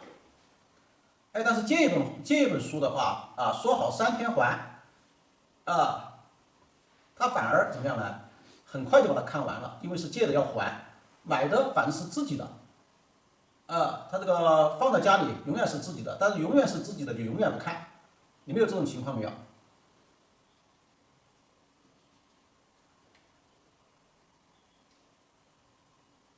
我看到很多参加过网络班学员啊，大家进步都非常大，我相信大家基本上都是在反复的去观看的。像我们提高班的有很多是连续参加了3期的，然后这次又参加面授班，然后都已经画得很好，回去自己着手准备去招学员了啊，在当地去教了，这是非常好的啊，也说明他是对于这种网络班的教学的课程呢，反复的去看了，去学习了，只有这样他才能够有比较大的进步。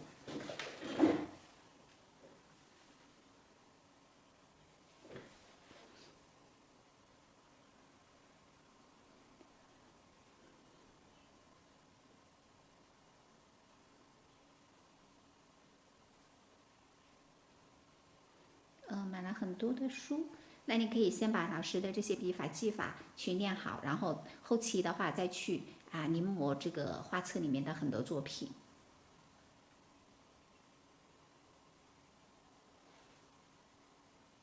哎，你看我把它有些中间啊，有些部分把它强调了一下，就感觉在这个山中间啊，其实还有很多的树啊，还有很多的这些强调了一下。现在我们看看整体哈。现在呢，我们大家看这张画的时候还觉得比较花，还觉得比较花哈。然后呢，等我一会儿这个把颜色给它做了以后哈，再整体看它，哎，它就效果就出来了哈。好，我们4点01分，我们休息10分钟。好，我们航航老师说的反复看回放的，相信您肯定是反复看回放的，因为您的进步是非常大。连续3期的会员证还没有给还没有个2，然后会给大家一些优惠。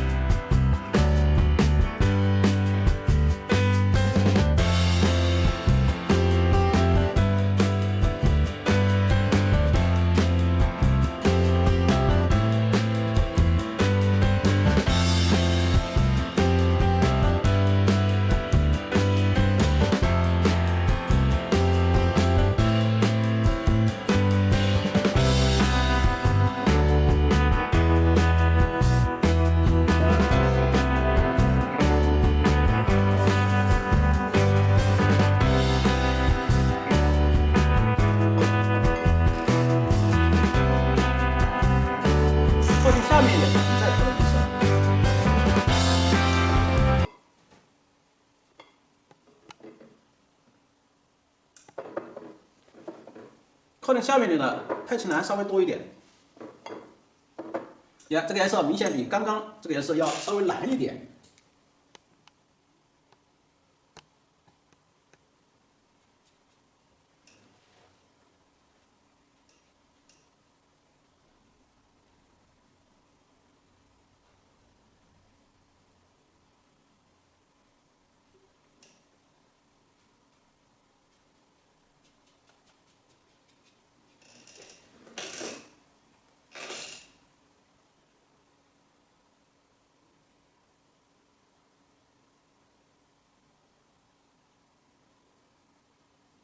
行笔非常稳，要稳一点。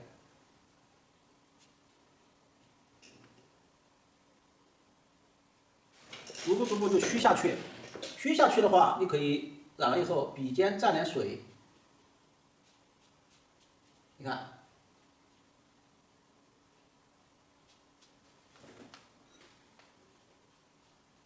把这前面，哎，也把它。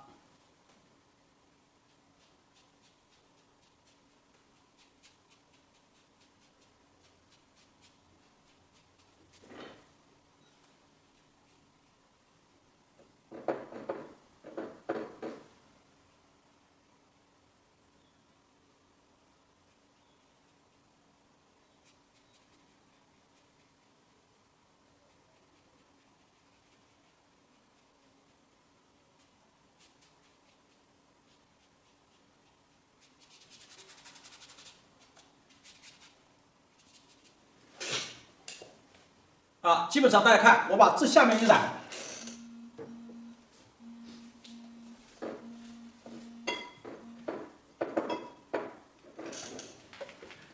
我把下面一染以后，好，将就这个颜色，我们把上面也染一下。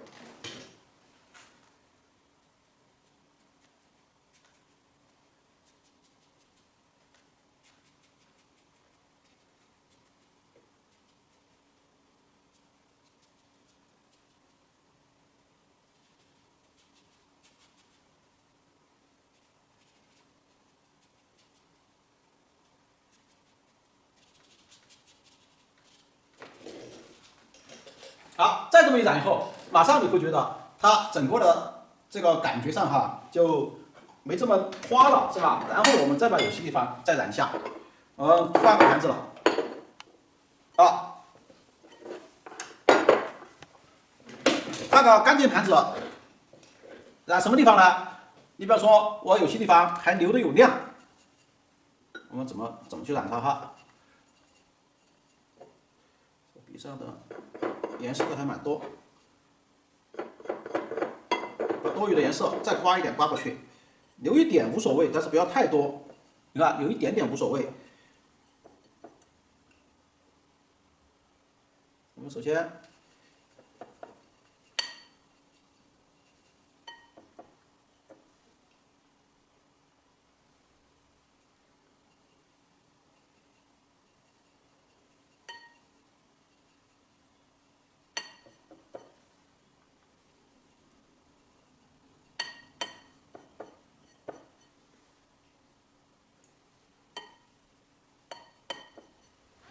把它调好以后，你看这个颜色就明显干什么啊？这个颜色就比较亮了，是不是啊？哎，这个时候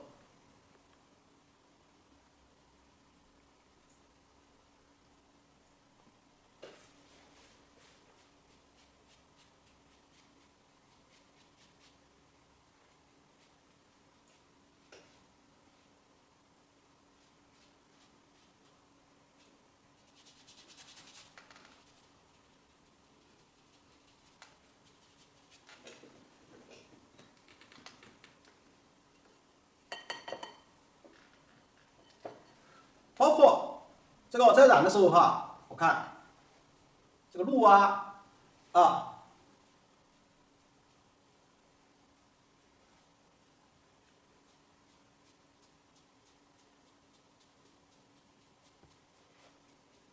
轻轻的扫一道，这个时候不管是柱子也好，还是路也好，轻轻的扫一道。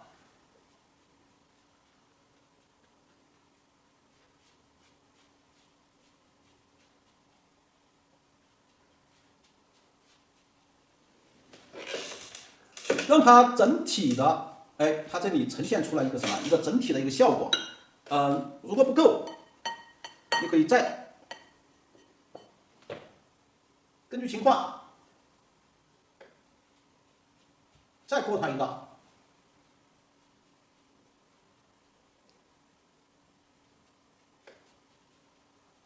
哎，让它整体的氛围，它有一个氛围，又不影响它本身这条路的这条路是不是啊？又不影响的，哎，但是它整体的上去以后，我们这个地方也是一样的，刚刚都有意识是留下来的，有意识留下来的一些空间，把它全部都把它染下来。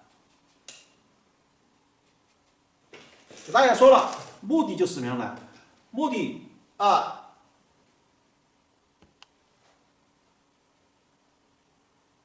就是不要因为石头的花，如果石头到处都流量，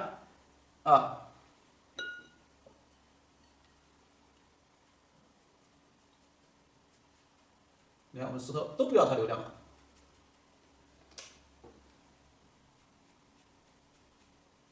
其实这个时候啊，我染得非常淡啊，大家不要。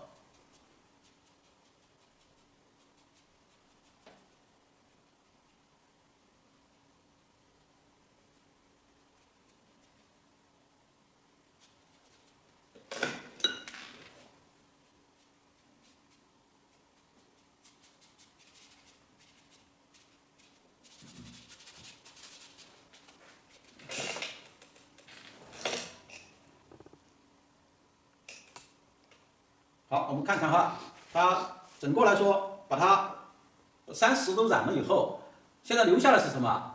留下来就是这个云。染这个云呢，它跟平常的染法还不一样哈，平常染法还不一样，因为我们就说了，它平常的话，这个我们在染的时候啊，还要打湿了，还怎么样哈？现在呢，还不好打湿，不好打湿。我们因为这个基本上对吧，我们就可以用什么？我们就可以用这个笔。走它一道颜色，很淡很淡，把它过渡一下，哎，你看隐约有一点颜色的，有一点颜色。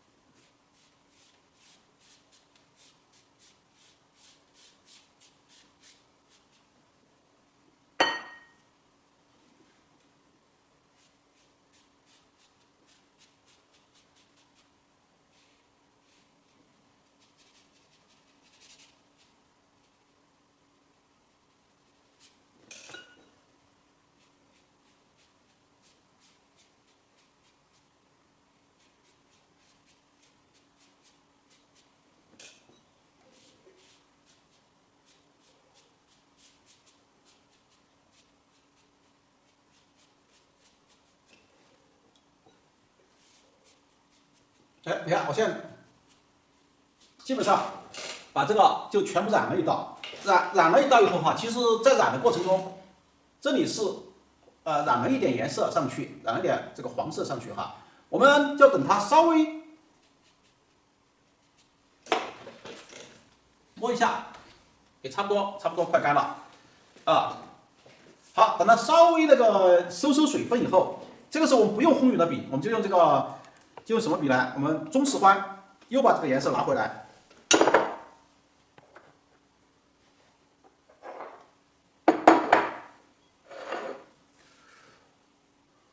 调点颜色，开始不该倒水进去，本来这个颜色是正好的，现在水分太多，该倒到这里面，一会儿这个颜色又不好弄，哈哈哈。好，我们现在胭脂，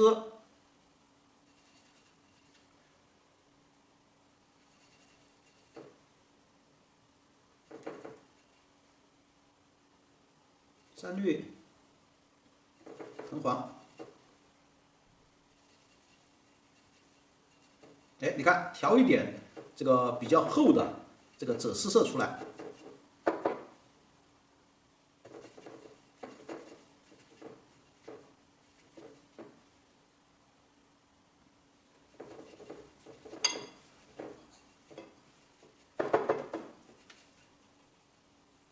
因为烘匀比例太大，我们用这个，看看用这个中石欢是否可不可以啊？好，把它调好以后，烘匀的方法还是一样的，把笔尖把它挤干，蘸水，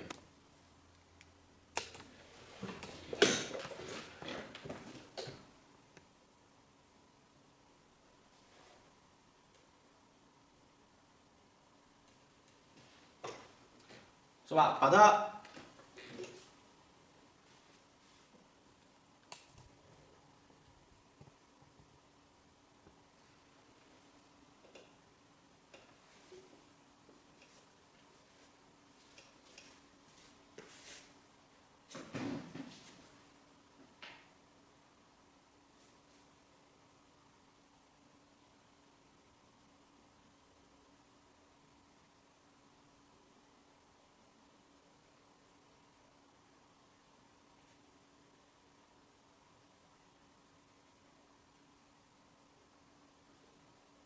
你看烘出那种瀑布云的感觉出来。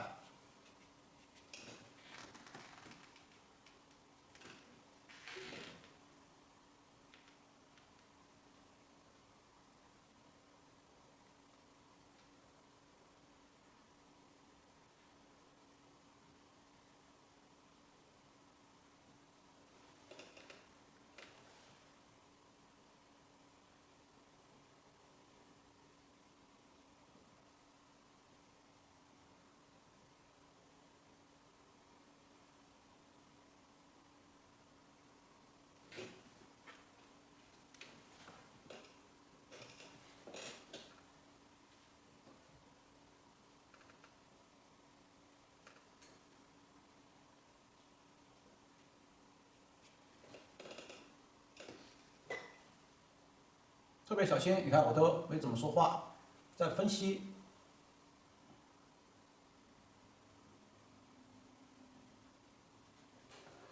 分析这个云冲下来，它那种感觉，哪个地方该深，哪个地方整体一点，哪个地方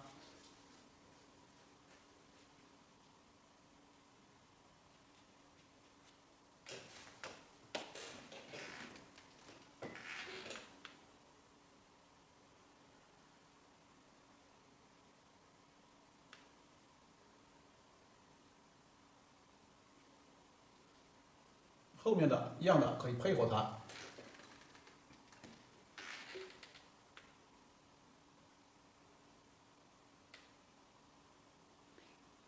对的，瀑布云啊，瀑布云在老师的画册中的话也比较多，张界画册呀、黄山画册、烫山画册里面都有出现过瀑布云的一些作品。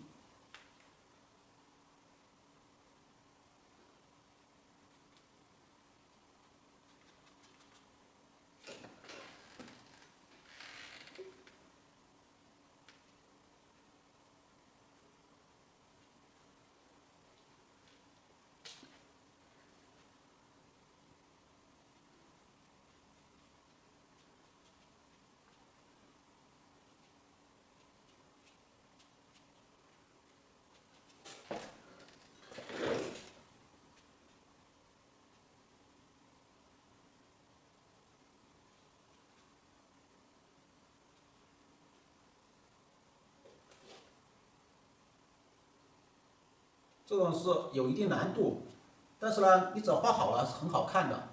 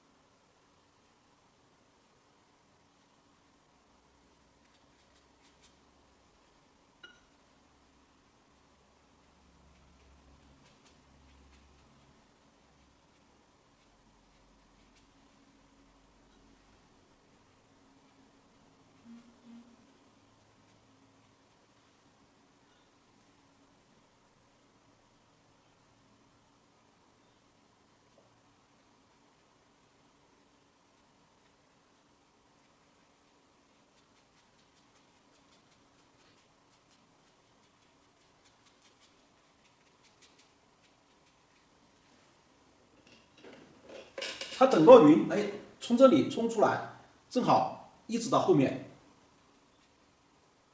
下面这里就可以把它染的比较深一点，整体一点，让这个气让它贯通。就虽然我们这里有树挡住它，哎，但是它气是贯通的。我再配合它顶上这里，现在我的笔啊其实已经很淡很淡了，哎，但是就是需要它这一点淡，是吧？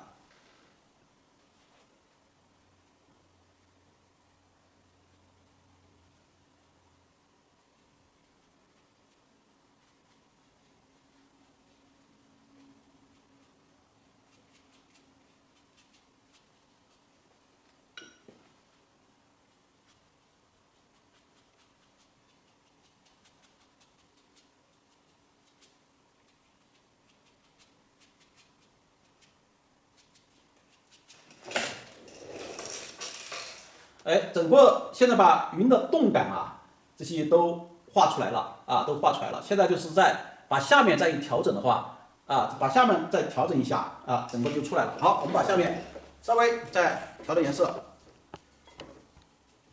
下面呢可以适当的在这个基础上加一点钛青蓝和这个山绿，你看明显比刚刚那个颜色。这个又把它挤干，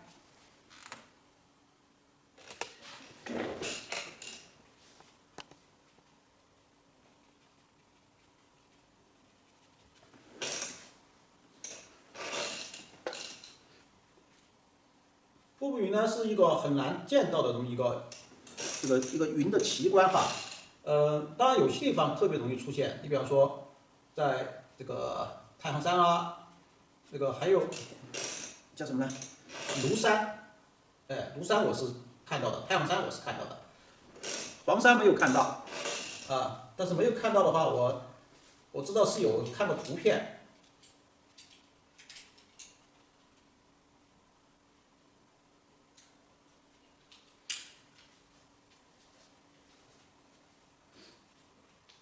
你看这个地方啊，就似断非断，这里很重要。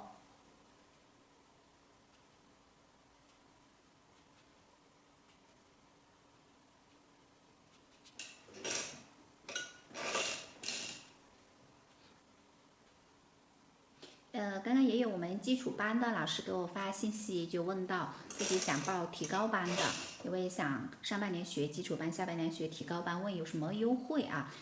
现在5月份报名的话，是有一个最大的优惠，是可以直接优惠600元啊，也就是说提高班是1888减600，也就是1288，这是一个最大的优惠。那这个也是因为我们这次这个婚礼的举办。上次就是5月份期间报名啊，婚礼的举办的话，那时候相当于给大家一起高兴一下。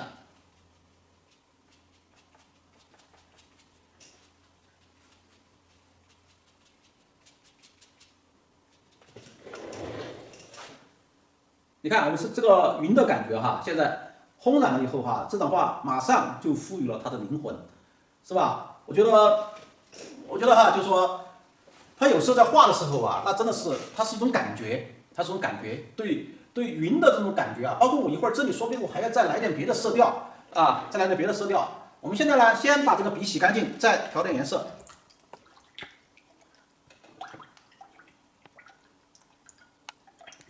把笔一定要洗干净。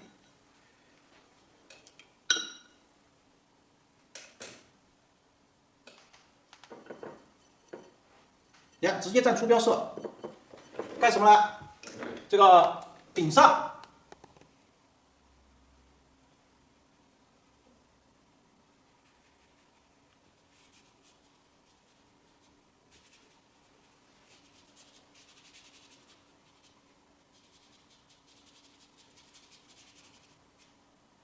这个染法就是这样子的，就是先我们笔尖比较深，你看我就染顶上，染着揉出来，因为这个跟这个宣纸还不一样，揉出来以后，好，你看中间这一块我是透气的啊，是透气的，为什么呢？中间这里有很多红的这种山，这上面是红的山，其实跟它们两个就是一个呼应，你不要一下子把它全部染了，把这个红的山给压下去了，反而不好，是吧？你看我们把它染了以后，这个可以退后看一下，有些地方就要同染了，有些要同染。同染我们又拿个干净盘子吧，用干净的笔。哎，算了，再保持干净的水。一定要保证什么样呢？就是说我们在调色的时候在调色的时候，第一，用后面同染的时候，那个盘子要干净啊，因为这个画面太小，这些颜色我用不光啊，它没有太多的地方可以让我去发挥啊。如果是6次的话，没有这种情况，还换盘子。6次的话，这些东西啊都已经全部都用到画上去了啊，都用到画上去了。好，干净的盘子，干净的水很关键，是吧？然后把笔我们先洗干净。首先，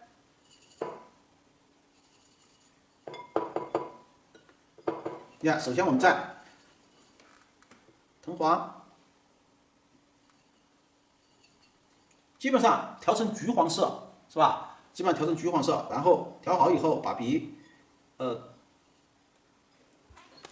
弄好以后，好，这时候我们干什么呢？我们就去看看，哎，哪些地方，刚刚这些地方染的时候，我是加了一点黄色，我现在觉得还不够，的话怎么办呢？哎，就用这个颜色，相当于同染。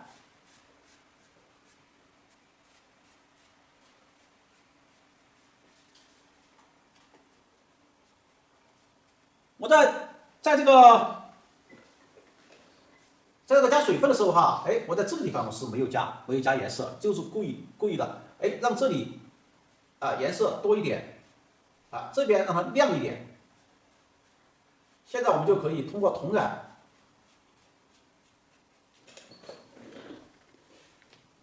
包括这后面。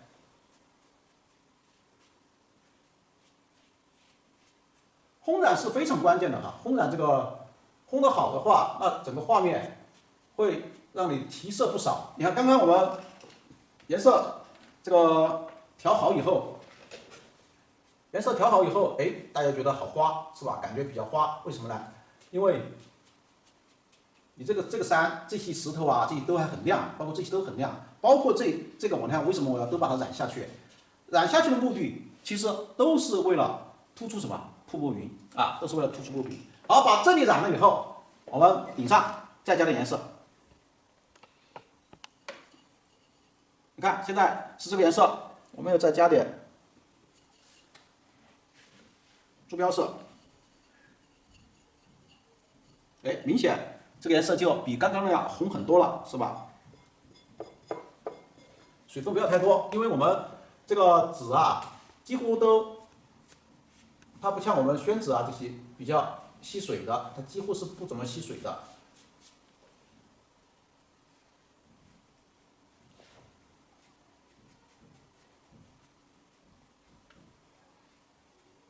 把多余的量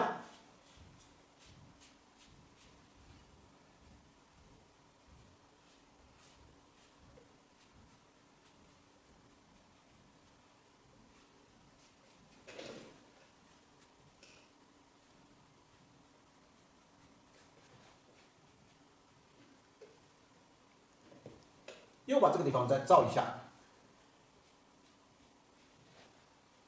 放心哈，我现在是同染，就算我这里照的再厉害，它这些深的照样是深的啊，它都不会说是去什么去抢整个画面。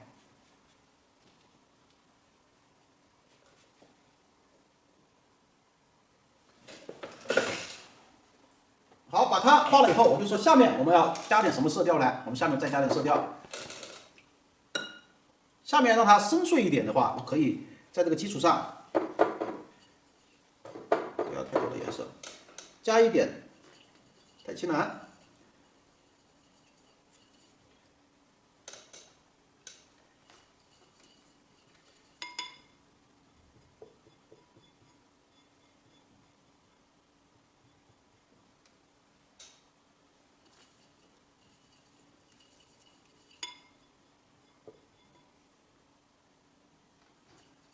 你看，跟它，因为下面有很多的这个什么，这个松树，是吧？它这个本身就是常绿的，所以我们在这下面啊，加一点这些颜色揉进去，在揉的过程中，哎，再和它整体的。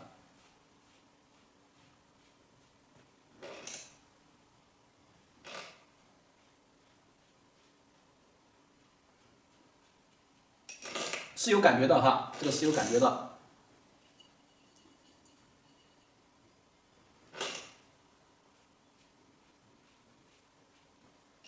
都不怕，这些地方都可以照进去。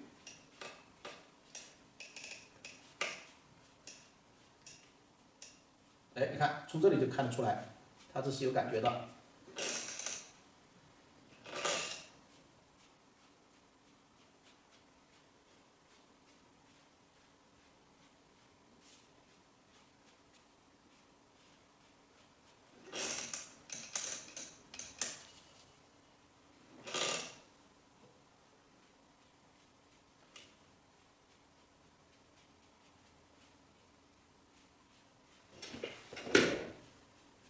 这里不要它流量，不要它流量，目的还是为了把主要的这个放到这里啊，把主要放到这里。所以你看，我们现在这个颜色，大家看是有感觉的。如果你觉得哎，这个还需要它再强调一下，没关系，都可以不断的去染它啊，都可以不断的去染它，因为现在这里已经有很多的水分了，甚至你可以把这个颜色和本身这个颜色再衔接一下。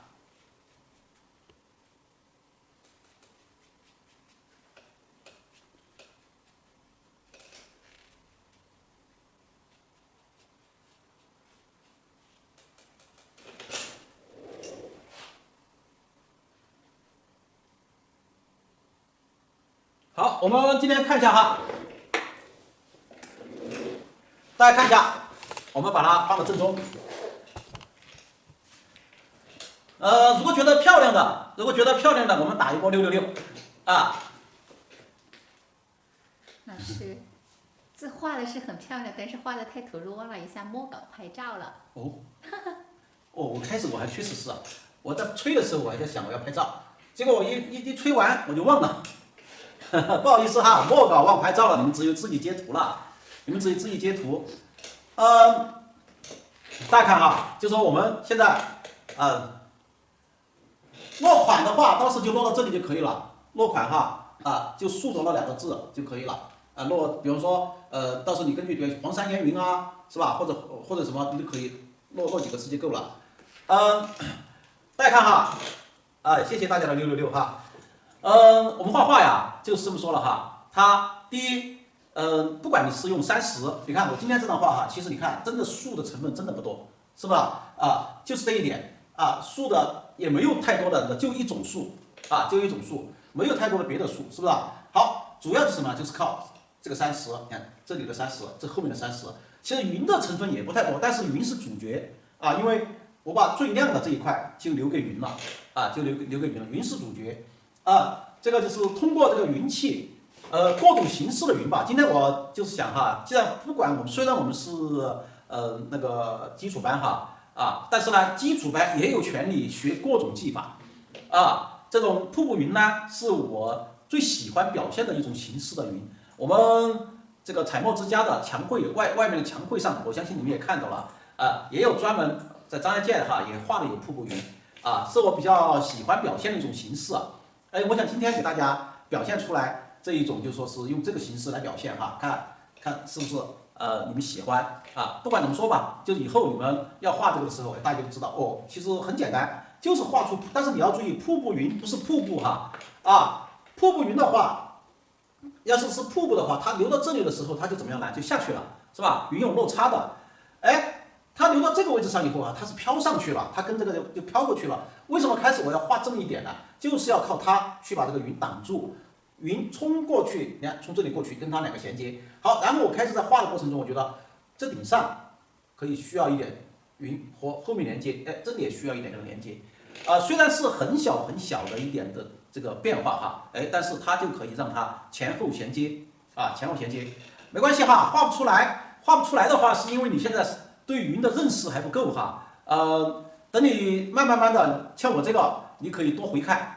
其实真正我并没有太多的去烘染这个云，大家看到的其实就是在画的时候稍微加了几块石头，是吧？稍微加了几块石头，这个石头在画的时候就已经想好了。我在画的过程中，云是怎么流动的，我就已经想好了虽然肯定在画的过程中，因为画很小，我不敢把它画得太深所以说画得很淡，有可能画得很虚，大家觉得一下子才觉得这个云不是太好。但是一旦烘染，我们就能看出来这个云的感觉这些是很漂亮的，是不是我也希望这个前面3张的这个就是以树为主的以石头为主的，以云水为主的3张这个圆幅的这个作品我也希望呢，就是通过我们的我教给大家通过大家教了以后，大家可以学到，我们就不要太复杂。你看我们像今天这个我一直给大家强调，有时候我们就是用很小的、很少的几个元素，就能画出唯美的山水画。像今天这个元素就是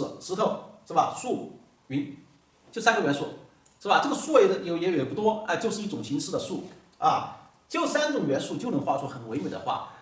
也是我目前给基础班的学员呢，就说是我们在画的过程中我觉得就是要给大家不要画的太复杂，给大家画的太复杂以后呢，有可能你们在画的过程中我们不管是评画也好，还是教画也好，首先要给大家信心首先要给大家信心足了大家信心足了以后呢，然后我们才有信心，不要一来就给大家教很复杂的画教很复杂的画，特别是小白一学太复杂了，算了吧，不画了就打退堂鼓。虽然这种行为我是不赞成的要真的说实话，如果是我刚一学画，那真的是我比你们画的差得远真的是比你们画的差得远。当时我记得我的当时第1张画，我拿给我成都的学生看那一看郑老师你画的啥呀，还不如我画的好，是不是就这样子的我拿给他们看的目的其实就是让他们有信心。